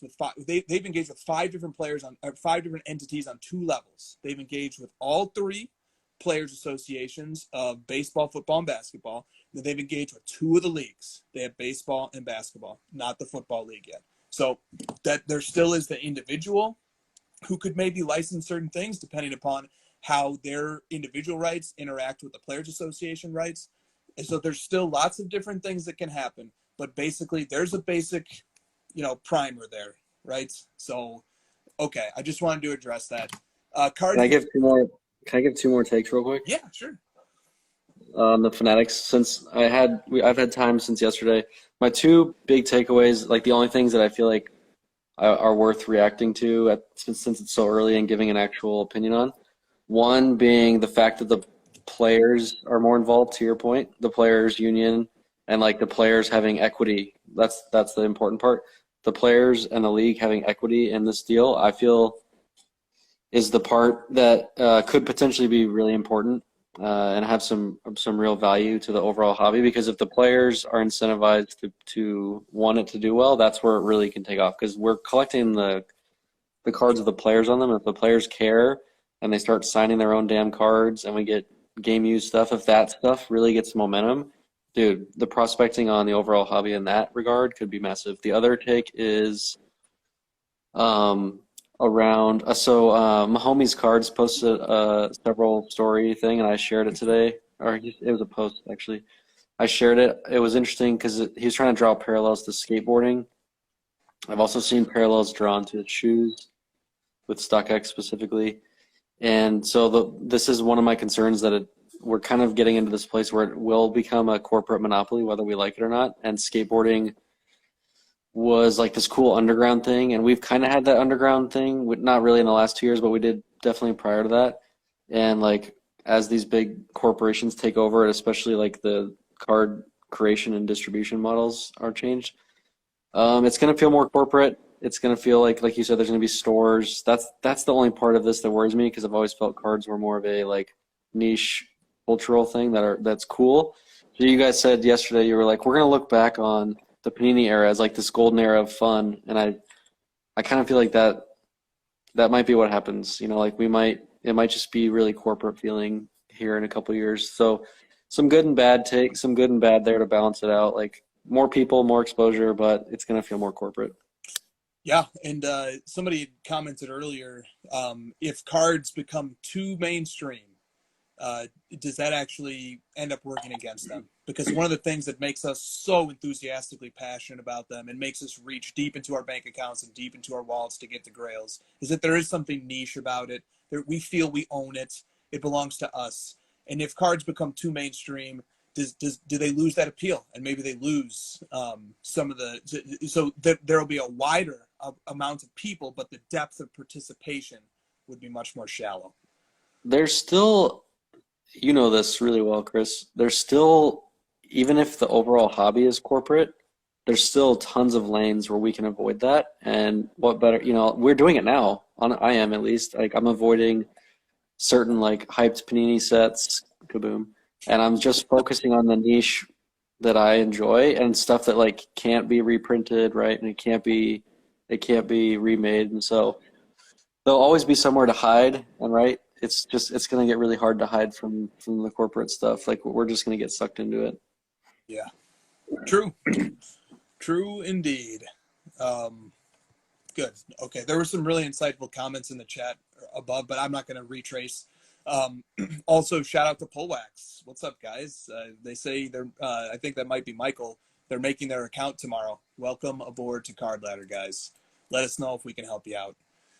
Okay, moving on here. Cards and Candy 911 wants to know, are you confident that Josh Luber will bring back PMGs? Just I love Cards and Candy. He's our GOAT commenter. That's such a direct question. Are you sure? Are we confident? Did we say Luber is bringing back PMGs? I don't know. I'm one of those guys that's like, I don't want them to bring back Exquisite. I don't want Jordan and LeBron to sign again. I don't want PMGs again. It's just not going to be the same, and I'd rather just not have it. So my understanding of the Jordan and LeBron thing is that in many instances, those type of exclusive contracts are not transferable. And you can put that into a contract. You can put a clause into a contract that says this contract is valid as long as it's between the parties who initiated it. But if a party tries to transfer the contract at a later time, it's no longer valid. And and that non-transferability clause or provision would certainly potentially be in a contract for someone like Jordan or LeBron, who would say, we're doing an agreement with you, Upper Deck, and it is exclusive, but you can't just take this and sell it to somebody else, and all of a sudden now we're obligated. We're not comfortable with that. But contracts do get reworked. Fanatics is a player of a size and scope that we've never seen in the hobby before. Mm-hmm. I wouldn't rule out the possibility of them going and getting Jordan and LeBron, or trying to, but what incentive do Jordan and LeBron have to do something like that? Those guys financially are more than set, and they don't want to spend a Saturday and a Sunday, getting carpal tunnel syndrome signing memorabilia. So what do you think about that? Do you think there's a world in which Jordan and LeBron ever, start appearing regularly in sports cards again? It's just up to those two individuals, honestly. Like, is it worth it to them to sign? Do they want to sign? I happen to think those two guys know more than anyone else about the value of the rarity of their autos. Like, we've heard LeBron reference owning his own cards. Jordan, he's talked about it a lot. He stopped signing at his camp. Like, these guys are aware of sort of like the legacies they leave, and they don't want to just like sign a billion autos. So it's really up to those two individuals. And again, like, we don't know. Like, we just don't know. Ken also makes a good point. Jordan and LeBron are with Nike, and that would create conflicts with Fanatics, which is a competing brand in that space. That's an excellent point. Thank you, Ken. Is Fanatics like really close with the leagues themselves? Like obviously they are to a certain extent in order to like print to create the apparel and stuff, but like I don't know, man. There's just so many things I can't wrap. We're just guessing on everything. Yeah, and it does. The speculation gets out of control at a certain point. That You is want to change topic? Yeah. Yes. So let's wrap that up because we've beaten to death the Fanatics topic, and but it's going to go on and continue to be very interesting for a long time. All right. Everything else. I have a whole category of questions called everything else. And the first one comes from Paul. Corners taken quickly. Discuss 1997 versus 1998 Rubies and their significance to the hobby, and which one do we prefer? Those are two of the nicest cards ever created. I like them both equally. And like there's a 96 Rubies, so 97 technically isn't the first, but it's the first serial numbered Rubies, and it's like kind of known more as like the first official Rubies. But I kind of like 98 better looking if I had to pick one, so like therefore they're kind of equal because one's the first and the other one looks nicer. I know those are two of your favorite cards ever created, so Here they are. So let me give us some visual aids. So this is the 1996 Rubies from Skybox, and I think technically this is only called Rubies. And so this is the Kobe 1996 Rubies. Really beautiful cards. The only distinguishing features that separate it from the base version is that the Skybox Premium logo is just blown out in red, and I think maybe the font's a different color too. I can't quite remember.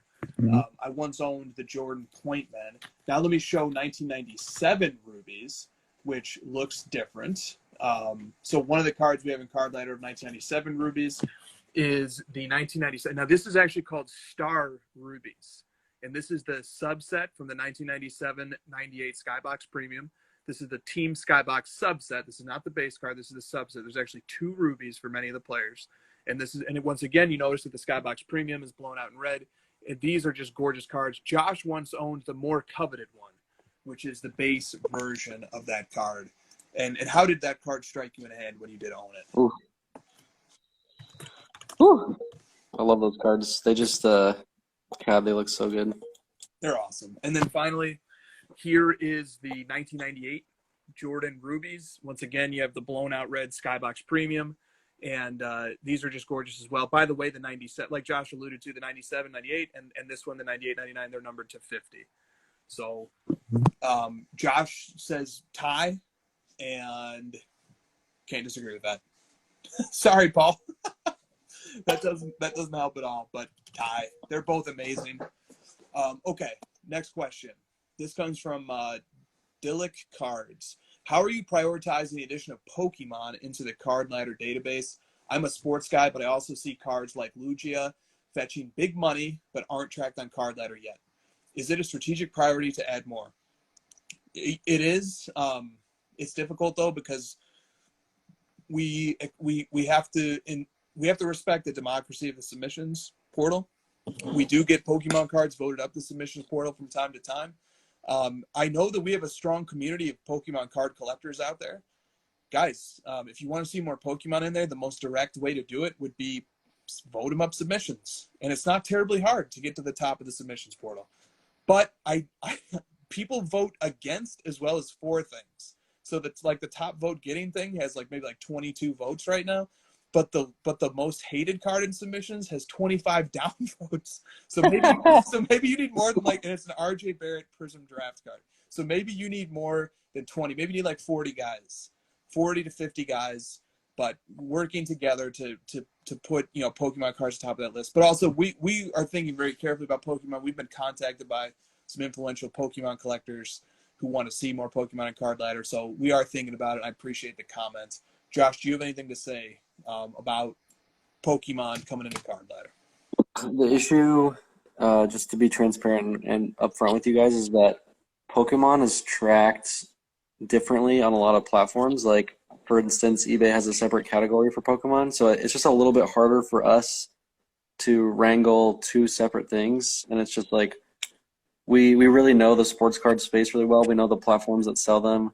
We know like the queries to hit them. We know the categories, and so like for Pokemon, we have some, but like it's just not as efficient for us to do it. So like it's just a little bit harder for us. Yeah. I would love to have a separate Pokemon ladder where like someone that's more passionate about Pokemon and more knowledgeable, where they were running Yes. and they were just like clones of us and they were doing the same thing. I would love for the community to have that.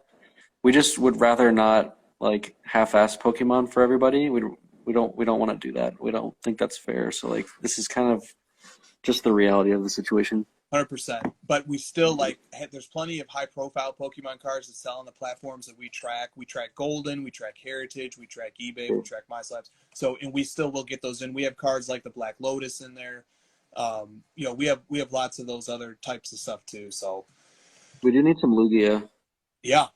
I don't even know what that is, but I will learn. He's kind of like, I would say he's like probably number 2 to Charizard in terms of like really big name like characters, other than like Pikachu, I guess. But he's he does have like a pretty rare high-end one that sells on Golden sometimes. So no doubt. Cardboard had a funny comment. They said, so you need to shill submissions. Dude, my literal sibling brother, flesh and blood brother, just texted me. He's like, I'll build Pokeladder. I'll do it. Just pay me and tell me what to do. Well, that's a good start. That's a good start. Shout out to the sibling flesh and blood. Shout out to the sibling flesh and blood. All right, let's go. Mahomes cards. We've already talked about this topic, but I just want to give it a shot. He says, let's talk about which cards are most likely to become victims of the middle finger graph and why is it kaboom? All right.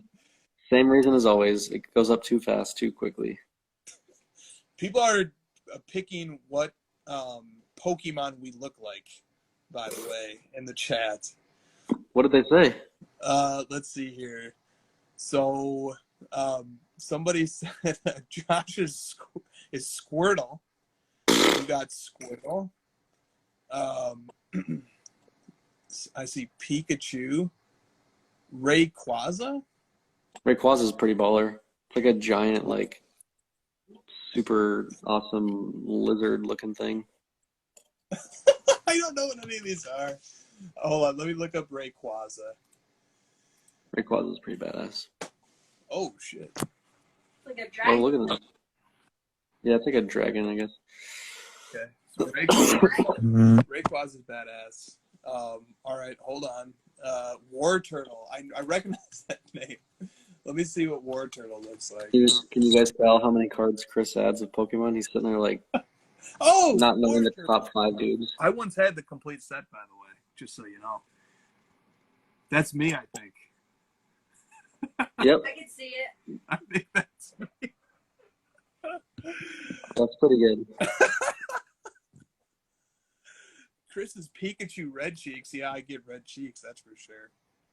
There's like a Red Cheeks variation of his first card. Too much testosterone in this crossover. Bring back Christine. Dude, how have we not mentioned that this week also was the biggest sale ever with the what's that fucking card, that vintage one? 6.6 million, right? The Wagner. The Wagner. That's like the 5th most important story of the week? Pretty much. Pretty much. That's the week it just gets buried. You know, can I say something that's going to sound spoiled, privileged, inappropriate, but it's the truth that I think needs to be spoken. I think a lot of us feel like 6.6 million. Like, where's our $100 million card sale? Oh my God! What? I'm just being honest. Just wait, the kaboom might go up for auction. I'm serious. I think we've become spoiled by these $1 million, these 7-figure sales, and now we're waiting. And now what's going to blow our mind is an 8-figure sale. I think that's what we're waiting for now. And so, I've said it on the show several times, but like these big record-breaking sales just don't really interest me that much because like I'm never going to get those cards. It's just a matter of timing. Like if the PSA 8 Wagner came up, it would break. If the Mantle PSA 10 hit the auction, it would break it. If that LeBron 1 of 1 hit the auction, it's just like timing, and they're just not that interesting to me. I'm more interested in like discovering the history of the cards and stuff, and like researching things. So like the all-time sales, whatever. I get it though. It brings people in. No doubt. But it is a terrific sale, and another record falls in the hobby. In Cardboard Veritas asks, what are the current best alternatives for lower fee platforms to sell non-Grail cards? Cards in the $50 to $500 range.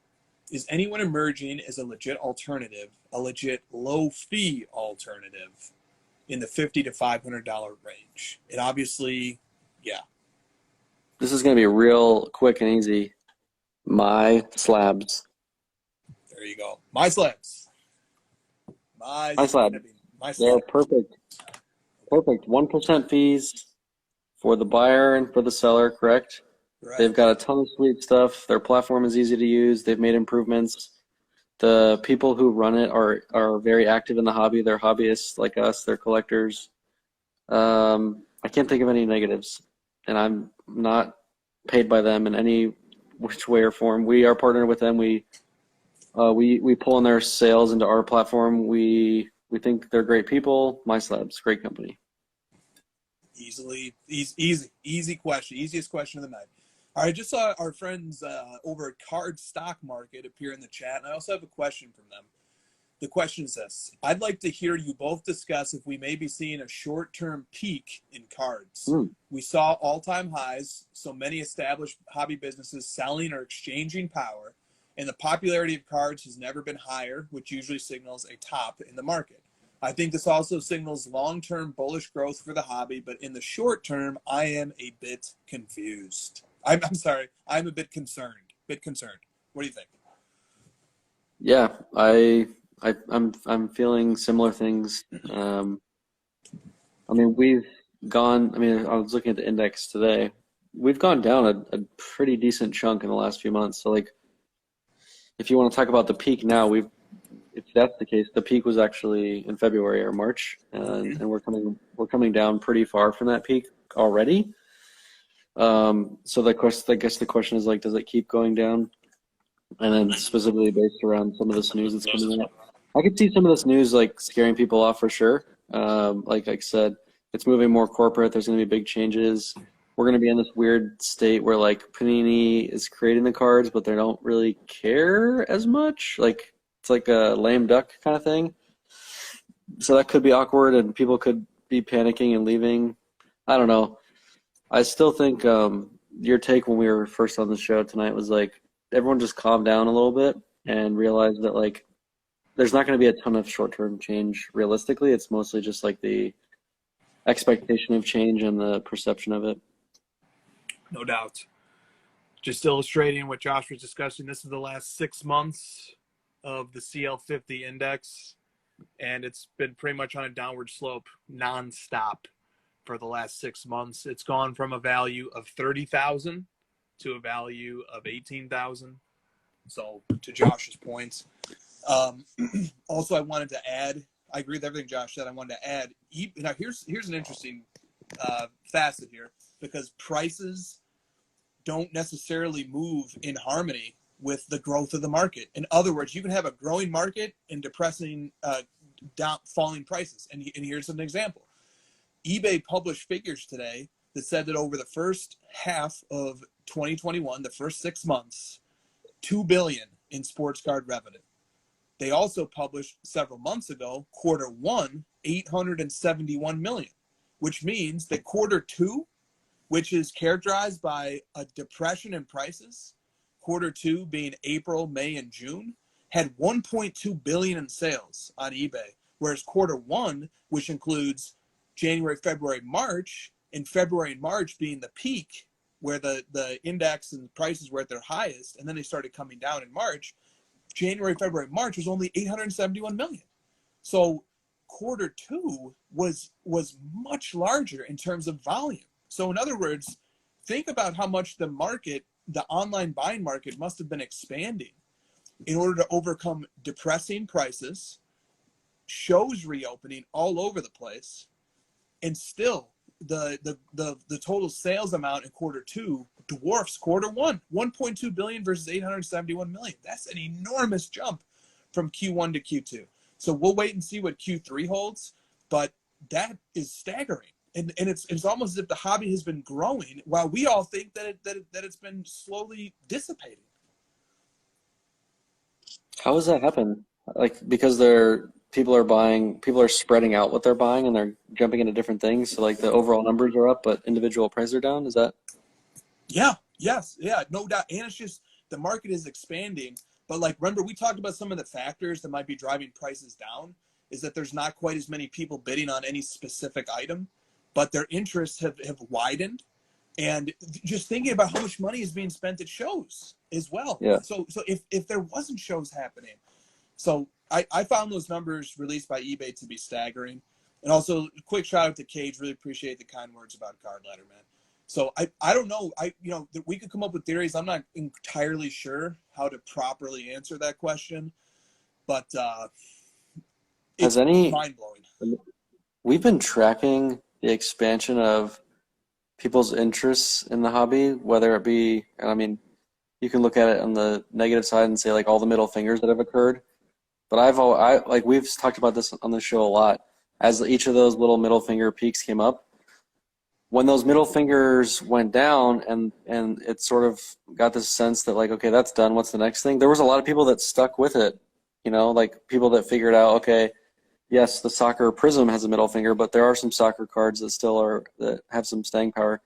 My point is that like, as we've gone through these peaks and valleys around these different emerging markets in the hobby, it's still left with an overall expansion that wasn't there before. Like we've got more tennis collectors than ever, more F1 collectors, more soccer collectors. So like the money is in a lot more places, but individual items are down. It's just kind of, I'm sort of rambling, but the point is that there's just a lot more stuff people are interested in than just basketball and just baseball, as of a year ago.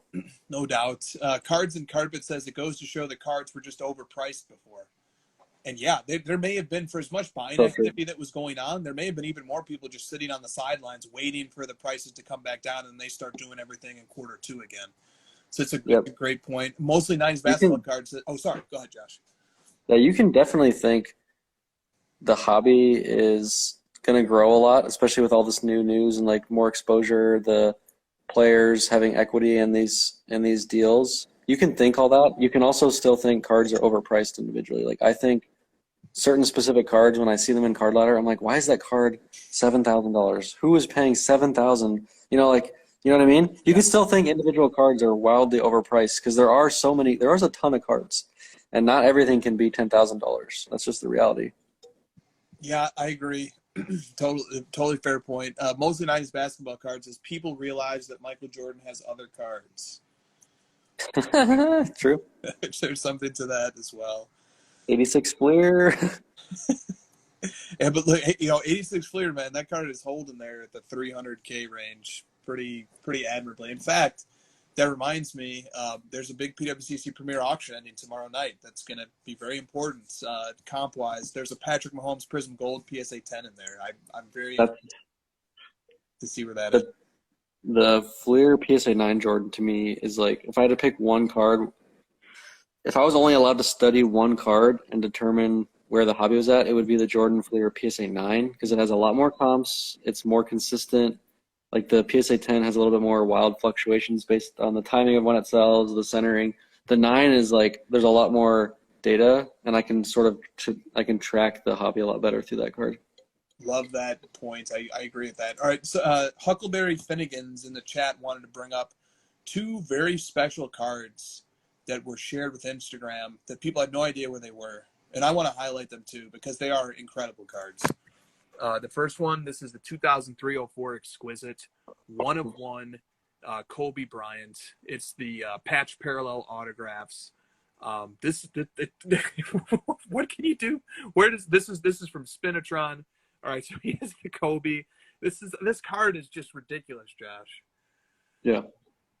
I didn't know it existed, right? I mean, until he shows it, there's only one. Until he shows it, I had never seen it. So he he writes novels about cards.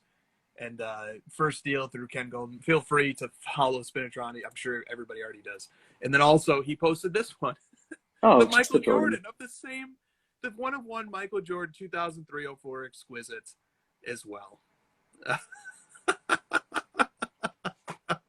Dude, the hobby is built on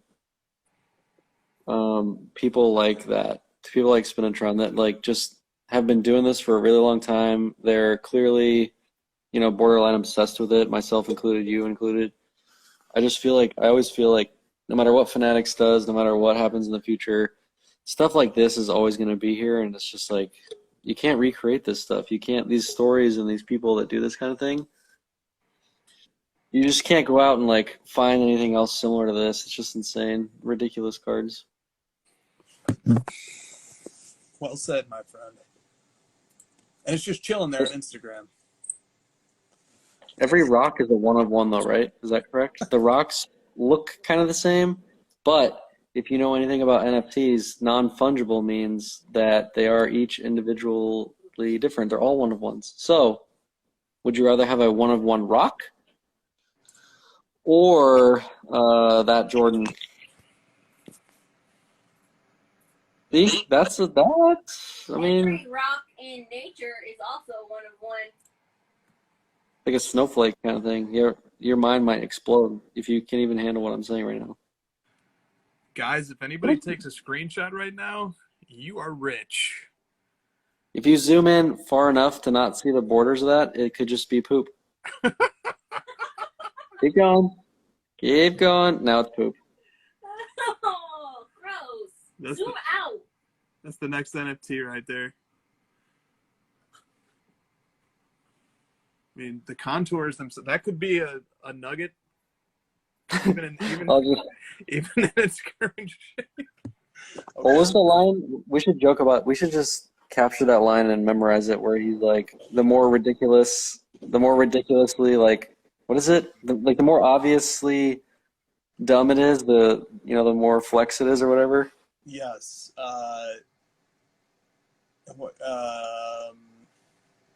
Here it is. The more obviously worthless and expensive the NFT, the greater the flex. There it is. we need to take that line and apply it to many, many things because it could be hilarious. I agree. That's great. The greater the flex, the more obviously worthless. The more obviously worthless and expensive the NFT, the greater the flex. Boom. Mint that, motherfucker. That's like our second official crossover quote. Let's get Nick on those shirts. That's what I was just thinking. We got new shirts. Just have a picture of a big fucking rock in the middle of the shirt. Or a squiggle. What's dumber, the rock or the squiggle? How about a squiggle on the rock? Oh. There you go. There you go. I actually think that's a very fair question, because the rock has this place in pop culture from the pet rock movement of the 70s, which is often pointed to as, the pinnacle of the excesses of capitalism. But the squiggle is a whole different level of absurdity. It has no pop culture reference. It's just, here is 6 colors. Spend your millions now. All right, let's get to some more questions before we become the rock and we provide no value. We are the NFT pet rock of hobby concepts. How about that? I think you guys are already there. Christina, you were on the show tonight too, so. Yeah, you're a part of the stink. All right. And I'm proud of it, Josh. Good. Sports Card 16 says, we see the T206 Wagner continually set all-time highs. The stories that cards possess the rare. Oh, I'm sorry. The story that card possesses, the rarity of the T206 Wagner. So there, we have a question about the T206 Wagner. There we go. What modern day card will have a similar history in 100 years, similar to the T206, if any? Well, do you want my pumper super biased answer, or do you want me to try to get more creative? Because this could be interpreted as an investment advice question. Well, no, I mean, I personally think it's the LeBron Exquisite 99, but I don't want to pump it. So I kind of want to refrain from going down that path. I've said that publicly and privately about that card, but Sure. I don't know. Give both answers. Yeah. Okay. So an answer that has that you have a bias on is the LeBron Exquisite 2003 NTRPA. What if it wasn't What the fuck? exquisite RPA? Sorry, Carvin as well. What if it's not that card? What's the next one? Sure. So the point being of the question that it has to be rare, to me, that's like the baseline of the question, is that it has to be rare, and it has to set some sort of precedence on like the future. That's why I initially chose the 03. It's like the first, like basketball RPA. It's like LeBron's rookie. They are rare. So to me, that's why it touches on those same sort of things. I'm trying to think of a Jordan card that does that, and like the PMG is too rare. It's just like it's too niche, I feel. Yep. No doubt. I mean, I think that the LeBron RPA is probably the best answer to this, but there's not a clear answer. But the Honus Wagner is very interesting because while a great baseball player, he is in no way, shape, or form regarded as the greatest. But that card is regarded as the greatest card. So so you would look at like 86 Fleer Jordan, but it doesn't have the rarity. That's the problem. It doesn't have it. And then you look at the RPA and it has the 99 copies. So the other one is maybe the 96 Refractor Kobe Topps Chrome. I'm admittedly not a big Kobe guy, but I understand that card kind of catapulted the whole like Chrome, craze, and it's led to like the shiny craze of today, and it's led to Prism and Parallels, and that card also. I mean, there was Refractors before that. There was Finest. There was Parallels before that. But that one card, again, it's led by like a big rookie, which is important in the modern cards. So like the Kobe Refractor to me is another one that could potentially be it, and it's pretty rare, but. Yeah, that's a totally fair point. I think the rarity is missing potentially there. Brady Contenders championship ticket. That's a good one. Gets a nod. I think it gets a nod. It depends upon how Brady kind of goes down in history too. I love that question. I'd love to hear. I saw a couple of my Luca buddies say the Luca Optic Gold G, and Kelvin said the Gold Prism. So I see you guys. I totally disagree. Brady Bowman Chrome Refractor. Yeah. I like the champ ticket. That's a really good one.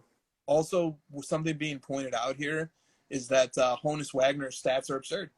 So they're good, or like absurdly good. Yeah. Collectibles Cards Clutter says Wagner was the best player until Babe Ruth came along. So, dang. And I don't know a ton about that card, but I know it's rare because he didn't want his card. Like they put him into the tobacco thing, and then he didn't want that, so they stopped. So he became the rarest player in the set, right? Is that something like that? So, yep, sounds about right. That's one theory. The other theory is he wanted money to be in the set. Yep, Cardboard Connection actually favors that theory. Yes, they do. Yes, Shout they out do. to Cardboard Connection. That's where I read it. 8 Everlast 24 says the LeBron RPA Gold out of 23. I like that too. Curry Gold Refractor. This is almost I almost don't think that we will have a Honus Wagner T206. I think there's too many great cards. Just too many. Yeah, that's true. That's true. Plus, the T206 Wagner will still exist even when we have another version of it. So maybe the answer to this question is the T206 Wagner. That's the answer to this question. How many of those are there in the total pop? If anyone knows the answer to that, like if you combine SGC and PSA, does anyone know how many of those Wagners there are in circulation? I would love to know. Great question. Kelvin says the Ken Golden 2021 national exclusive. That's up there. Yeah. We actually have The a custom inscription, FYI. That you don't want to brag, but we do have a custom inscription. I'm not flexing at the max. I could have just said nothing, and that would be the ultimate flex. But flexing a little bit over here. Stiff arm wax. Bull. 60 Wagners. 60 Wagners. That's incredible. Okay, that's pretty rare. Okay. Oh, Ken says the link will answer the question. He sent a YouTube link. Approximately 36 graded Wagners. 36. Thank you, Ken. So we're saying 60 total, potentially 36 graded. Yeah, that's fucking rare, man. That's incredible. I'll never own one. They're way too expensive, but very cool story on that one. No doubt. All right. This has been a fun stream. We've been going for 2 hours. Let me just see if there's any other questions here that we could wrap up on. I haven't had 2 hours, so. You haven't had 2 hours. And Christina probably has a little bit of catching up to I do. have a lot of. I'm like so behind. So, All right. Let's go for another 30 minutes. Yeah. Okay. Was that you getting permission from Christina to keep going? Yes. A very low-key, subtle way of doing it, but I caught that. it was more like he was assigning me more time to work. It's like when your friend is over and you're like, Mom, can we just like keep playing another hour before he has to go home? And she's like, you know what? I'm still cleaning up. Just keep playing. Okay, I have a question. Does that make me your mom? I knew you were gonna say that. I have a question here. We did not touch on this topic at all, but it deserves to be touched on. But maybe this is the way to touch on it. With some levity. I'm saying touch. This is the way to approach it. With some levity from Mahomie Cards. Hour 2 question, and we are now in hour 3. Which office mistake is the PWCC shill bidding fiasco with eBay most similar to? Oh my gosh. A. Michael hitting Meredith with his car. B. Michael burning his foot on the George Foreman grill. C. Ryan hooking up with Kelly on Valentine's Day Eve.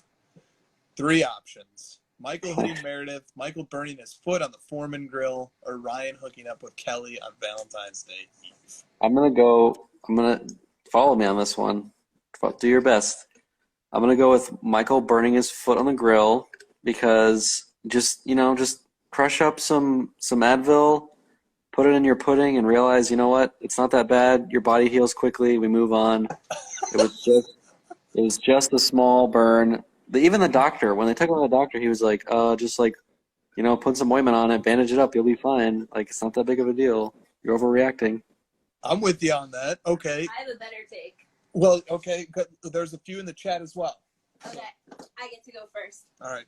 So I think that it is hitting Meredith with the car because PWCC would be Michael, and he would be like, it's not even one of the popular ones. And now everyone hates me. Okay. All right. Good take. Not even one of the popular ones. Remember when Meredith's in the hospital and Dwight wants to like pull the plug because he's like, we're trying to save electricity, and then he's like, with the amount of power we're using to keep Meredith alive, we could power a small fan for 2 days. Okay, so here's a few from the chat. All right, our chat has office aficionados. South says Dwight shooting the gun at Andy. Yeah, that was a good one. There's another Dwight one as well. Dwight starting the fire, says Blemish Gems. Cardfather13 says D. Michael accidentally emailing the entire warehouse naked pictures of Jan. Yes, very good. Very, very good. All right, good. Glad we talked That about was the that. first. That was the first PWCC question we got to tonight. Wow. Yeah, we had one other one that was not directly related to PWCC. It came from it came from Drake. The question is basically, is it even possible to properly police shill bidding? Oh yeah, Which is a fair that's a question. good question. It's a very good question. I mean, I think eBay and all these companies can definitely try harder. I think you can put like software in place to prevent shill bidding. Like you can definitely do a lot on the software and automation side. I think that's where the effort would need to be placed.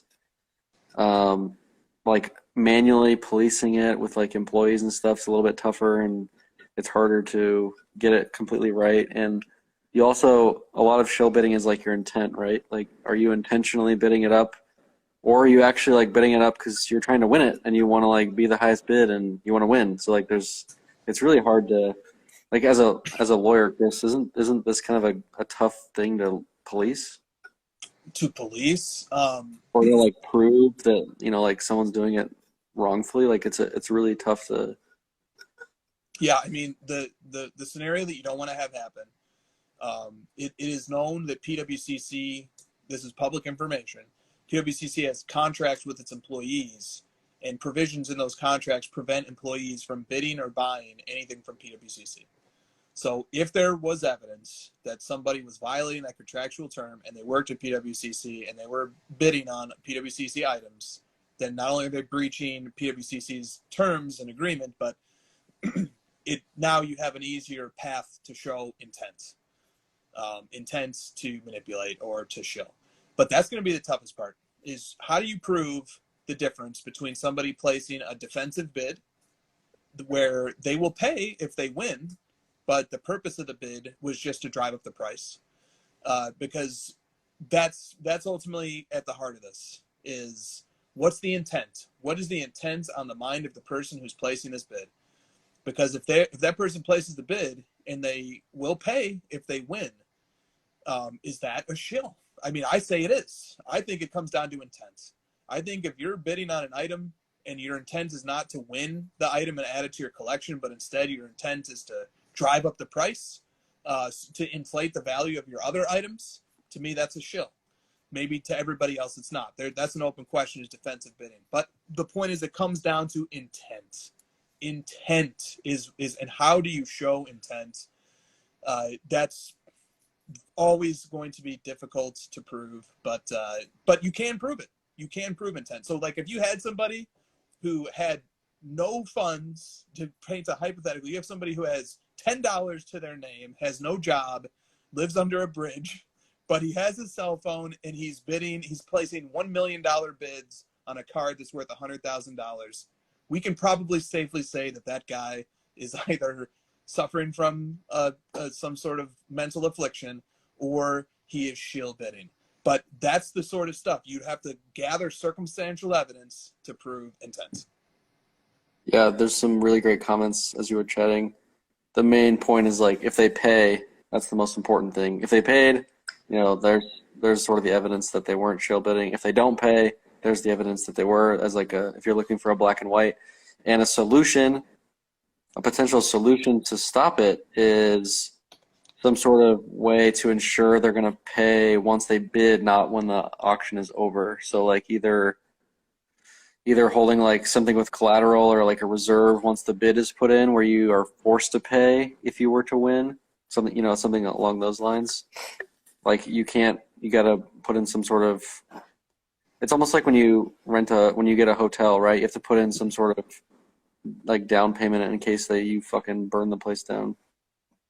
Yeah, no doubt. And I'm seeing a lot of the chat feels, and I think this is the majority. Deposit, by the way. This is the deposit. A lot of the chat feels, I think this is an important, I think the majority agrees with this, overwhelming majority. If you bid on a card and then you win the card and then you pay for the card, you're absolved. You did what you were supposed to do. To me, I'm a little bit more stringent on this topic. I think that if somebody's participating and bidding on a card And if the purpose of it is to prop up the market, and then, oh, if I have to pay, then I will. I think I put that in a different category. That's like in a gray area to me. I know that I'm going against practices, and like there's nothing. If you bid and you win, then what have you really done wrong? But the mindset of it, you know, I get it. It's protecting investments and so forth. I get it, but it does make me cringe a little bit. I'm sorry, it just does. It's a little bit awkward. I don't do that. I bid on a card that I want to add to my collection. I get it, and then I'm on to the next card. Yeah, what if I have $100 million and I own 20 copies of a PSA 9 Fleer Jordan and the current market value is $30K and I win it for 60 and me and my buddy drive the price up to 60 and I win and I paid it. Who cares? Everyone's happy. But I also have 20 other copies that are now worth double what they were 2 seconds ago because paying, that's why this is so gray. Like, even paying doesn't make it black and white. We can paint a bunch of scenarios. Or Yamwax post in the comments, shout out to Yamwax, you could just return it. I paid, and the person who is selling it, we were working in cahoots, and he returned it to me, and I never actually paid him, and it was a return. But we set the comp, because eBay doesn't remove those comps. Excellent points. Excellent points. Yeah, and look, this is an area of disagreement that predates this discussion by quite some time. This is a debate that people have had for a long time. Yep. So it's an interesting topic. We've had some good topics today, have we not? We have. The claw. I missed some of them. We didn't even get to my very hilarious story, which I'm not that funny normally, but I thought that was pretty funny. Let's go. What's the hilarious? You know how I know it was funny? How? My wife outwardly laughed, and I was like, "What are you laughing at?" She's like, "Your story was funny." And I was like, "Oh wow." Okay, you're setting the bar high here. I posted a picture of the White Claw box in my fridge, and I said, "Truly, you did this to yourself. You guys ignore me. You ignore me. Well, guess what? Now I'm going to shill for another company." Dude, fair is fair. I mean, given the way that news has unfolded this week, Truly should be glad that you didn't team up with Adidas and just buy out the entire industry and start a monopoly and push them completely out and get the exclusive license to Seltzers. That's what I'm saying. I think Truly just needs to pay up. It's better for everybody involved. We don't maybe White Claw needs to be given a chance. This is their week. I mean, I'm giving all these companies a week to freaking step up and send me free beer. I don't understand what the big problem is. Just send me free stuff. That's all I ever wanted. It's so easy. It's so black and white. It's so simple. Yeah. Okay. Who doesn't want? This is actually something that I'm gonna have to go do now this week. It might be actually. Yeah. Can you take care of this for me, Christina? That'd be great. People would be surprised to find out how many times that happens on a given day at Card Ladder. I said something last week. I was like, my life would be better if this happened. And Christina was like, I just emailed them. Like, what? Sweet. And I sent a follow-up email today. Good. Oh, nice. You know how like when gosh, I'm apologizing in advance for the like parallels to you being a mom. I'm not trying to do this, but you know how like kid gets in trouble at school and then all of a sudden it goes away and the mom's like, I took care of it. Like, don't even worry about it. This is taken care of. I talked to the principal and I like moved some stuff around. It's over. You don't have to worry about it anymore. And the kid's like, I don't even know how this is possible, but mom just made this go away. That's you. Yep, I'm Josh's mom. Yep. Your Card Ladder's mom. Yeah. Good. Christina, Pardcorn is making you a custom meme. What's the Pardcorn thing? Pardcorn? Is that? I think Pardcorn is another evolution in the hobby. Pardcorn is a derivative of card porn, and they make memes that are even beyond all pales. Pardcorn should come with a viewer be advised, and no one is safe from their memes. Is it like The Rock or squigglies to cards? I guess you could say that. You see what Corey wrote? No. He legit gets Truly ads now thanks to crossover on Facebook. That's so amazing. They won't sponsor Josh. Well, look, So I far, think Wax is on my side. if we truly organize and truly gets 100 DMs from 100 different people that say, why are you not sponsoring the crossover? I mean, if everyone sends a DM, like tags, Truly right now in the chat, they will get 100 DMs to check out this crossover post. Is it just at Truly? Yep, it's at Truly. All right. So everyone now tag Truly in this. Offlick says, I am starting ladder card with only the least reliable data. I think that already exists. It's called Market Movers. Christina says that account already exists. It just goes by a different name. Yeah, it's called Market Movers. Oh, Lord. This is what happens when we get into the third out. Guys, I know there's more of you. Keep going with those Trulies. This is amazing. You guys are all doing it. This What's is, happening now? Someone tell me the technical term of what's happening. Truly is going to receive a notification in their notification bar for every single time that they got tagged. And then they're gonna be like, what the fuck? And then they're going to open the video and be like, this asshole is drinking a White Claw. And then I will point you to my story, which explains why. There you go.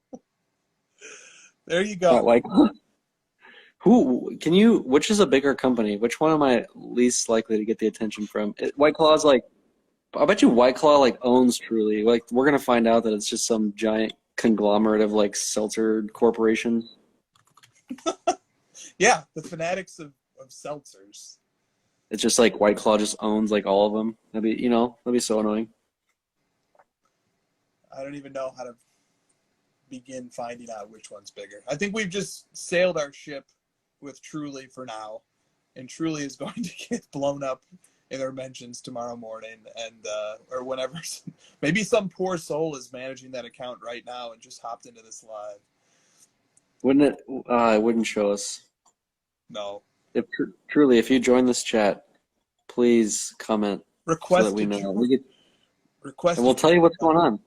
We'll tell you what's going on, and I'm going to taunt you, just so you know.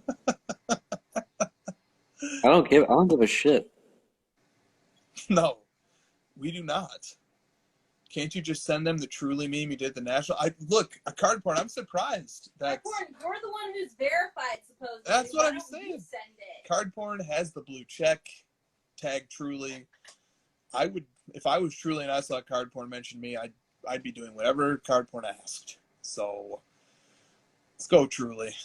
Someone, I think it was Chris Cardi C. He's like, if you want to try like a really good seltzer, try this one. And he sent me the link, and I was like, get them to send me free seltzers, and we'll talk. You know, get one of these schmucks to sponsor the show, and I'll drink all of them. Our guy Jordan Hagedorn says Fanatics just bought Truly. Boom. I think I might know someone who could help us there. We might. I think I might be able to make that happen for you, Josh. Further proving that you are the card ladder mom. That's right. She just literally did what you said she does with the high school scenario. The principal scenario. I told you. She just did it. She just cleaned up the mess. You did. All right. I'm gonna make a literal physical mess and see if she cleans that up. I hope she doesn't. Christina's on a plane No, I tomorrow. do that for Chris all the time. Boom. There you go. Christina's just in her element, in her zone tonight. You let her on the live, man. She is. Should have never done that, huh? I mean, you gave her a lot of confidence, so you're gonna have to deal with that. Oh boy. Yeah. Or she's gonna have a real spring in her step and be like, "I was in the crossover last night," and That sounds basically like took over the show. Josh. That really sounds like me. My mom is really humble, just so you know. Yes, no doubts. Oh, Carvin says okay, so Carvin says you see what Clubhouse did to Christina. Okay, so Christina's become an active participant on Clubhouse in the last week. Oh. Yes. Christina is active on Clubhouse now. What does that mean? What do you mean? Like she's active, like she's on there a lot, or she's speaking a lot? Speaking. I'm fighting a lot of people. That's what I'm doing. She's also policing the room against making off-color, gender-related comments that may happen from time to time. And Christina makes You know what? they don't happen. Just her doing that makes me feel so proud about what she's accomplished as a woman in the hobby. Well, on a serious note, It's that is inspiring. Christina is I know why you're saying that, Josh, and you know that I hate I know. that. So thank you for saying that, because I hate you. Christina It's can't inspiring that you would stand up to a man like that. It's really inspiring stuff.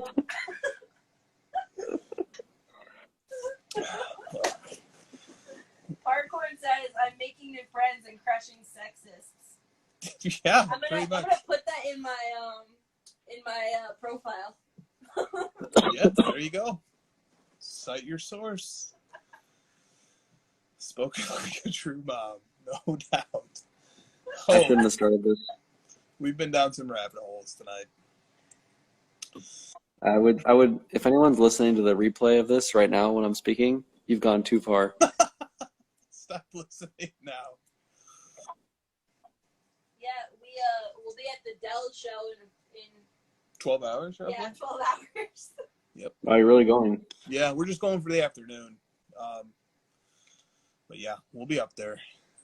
Shout out Grant, Tim, and Lorena. No We'll doubt. see you soon. Yeah. Can you find me a penny card? Sure, Which card? I can make that Just- happen. You know what the good ones are? All right, I'll keep my eyes peeled for the good pennies. Those are usually located in the dollar bins, right? Ouch. I once had someone, I won't say who, because that might embarrass them, equate my Penny Hardaway cards with dog toys. Ooh. I was like, ouch. Jeez, Dog that hurts. I kind of want to know who. Nah, I'll tell you in the DMs. All right, I'm waiting. Dog toys. Yeah. He knows I only said that because he made a reference to, like, me being, like, oh, so respectful and amazing that as a woman, I can speak up. Yeah, see, he can't even keep a straight face.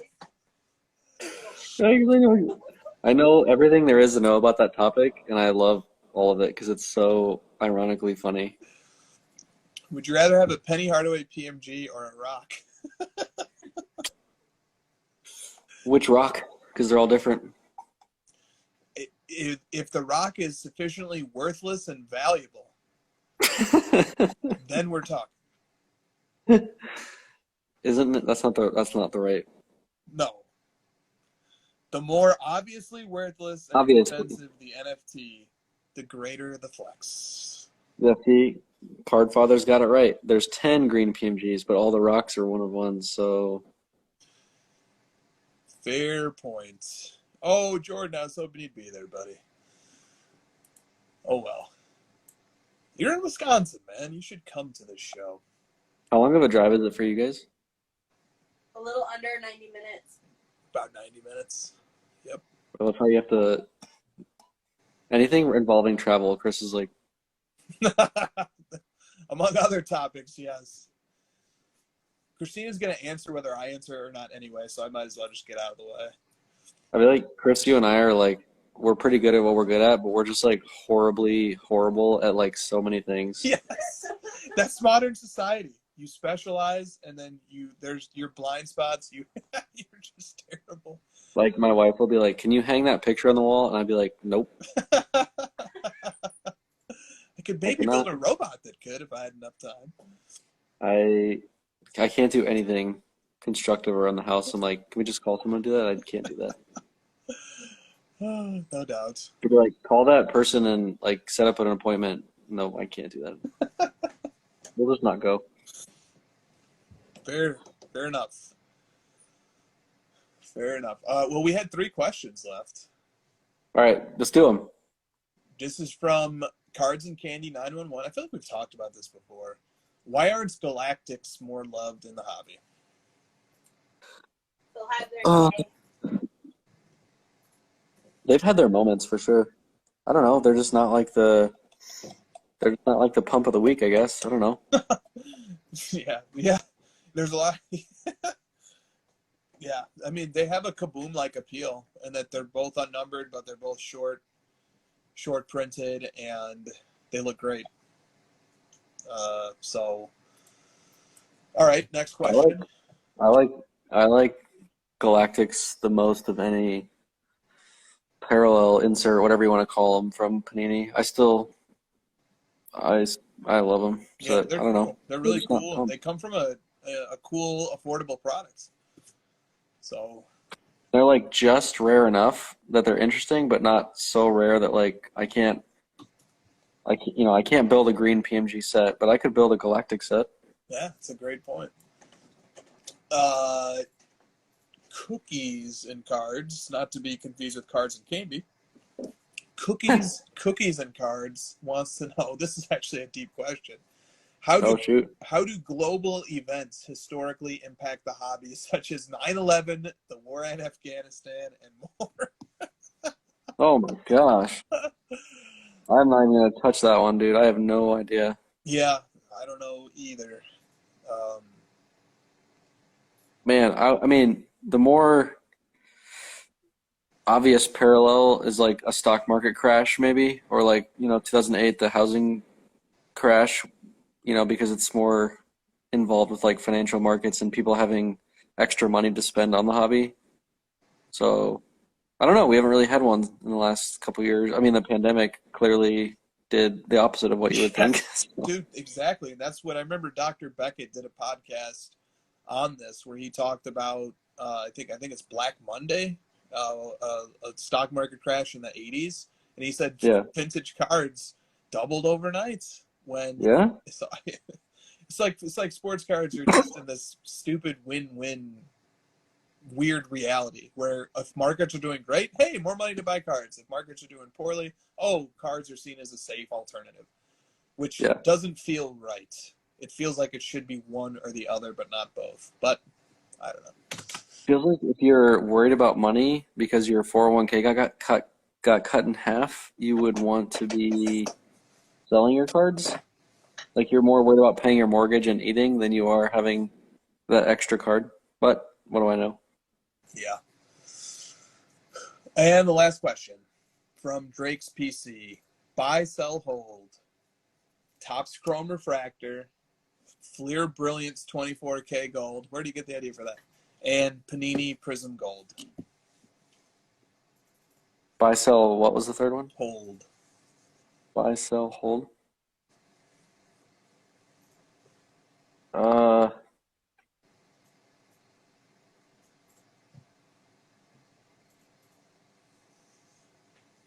Hold 24 karat gold because I didn't do that and they're super rare and you're not going to get them back. Buy Topps Chrome Refractor, sell Prism, since Prism, I think Fanatics is more likely to bring back Chrome than Prism. Yeah, I was going to do something pretty close. I was going to say buy Topps Chrome Gold, hold Prism Gold, sell Brilliance 24 karat gold. So I agree. I think Topps Chrome is a really interesting property right now, especially those gold parallels. And Fanatics will be a king in this respect, because if Fanatics says, "Oh, we acquired Topps," oh boy. Wish I had some. Maybe I should not flex them. Do not, whatever you do. But that's actually flexing them. That's the ultimate flex. I can't win. This metaverse is. So I should be posting my cards every single day. That's actually the lesser flex. And if we want to flex less, then we must pump every day.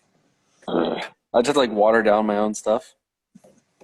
I think so. I think you have to ruin your own cards by posting them nonstop every day in order to truly be humble and not flex. I think that is the logical conclusion that we've reached after 150 minutes of crossover. So that's what's happening with Kaboom Golds. Yeah, my mind is completely changed on that topic now. Now I think that's the ultimate act of humility. is pumping the card nonstop. And it is 2:30 in the morning at Eastern time, as you can't tell. All right. Well, Josh Luber bought this tonight. Oh, We just what? we just need to negotiate the terms. But he bought this. What happened? Josh Luber bought this from me. This Kaboom. What is that? It's What is it? It's a NFT sports card hybrid that I drew when Christina was talking. And It doesn't even say that you're live. I don't know. If I write it now, I might be altering it. So maybe I better leave it alone. How do you even write Chris_HOJ without, like, doesn't your arm, like, start twitching? Like, just write is live. So me and Josh are going to have to negotiate on the side there. The price. We didn't agree to a price. But It's either $1 or $2. That's the negotiation. Did you get that card I sent you? no. You didn't get it? Mm-mm.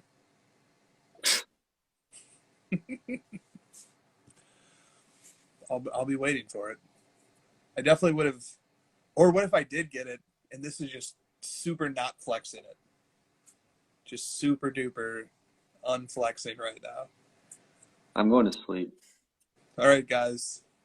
Good crossover. See you all. I can't believe there's 90 people on. So see you all next week. Card Ladder, the best sports card app on the market. The future of sports cards is here. Card Ladder is the 21st century price guide and market analysis tool for sports cards. The best tools to help you track your cards. Watch the trends, stay informed, compare cards, and track the growth of your personal collection, all in one simple and intuitive platform.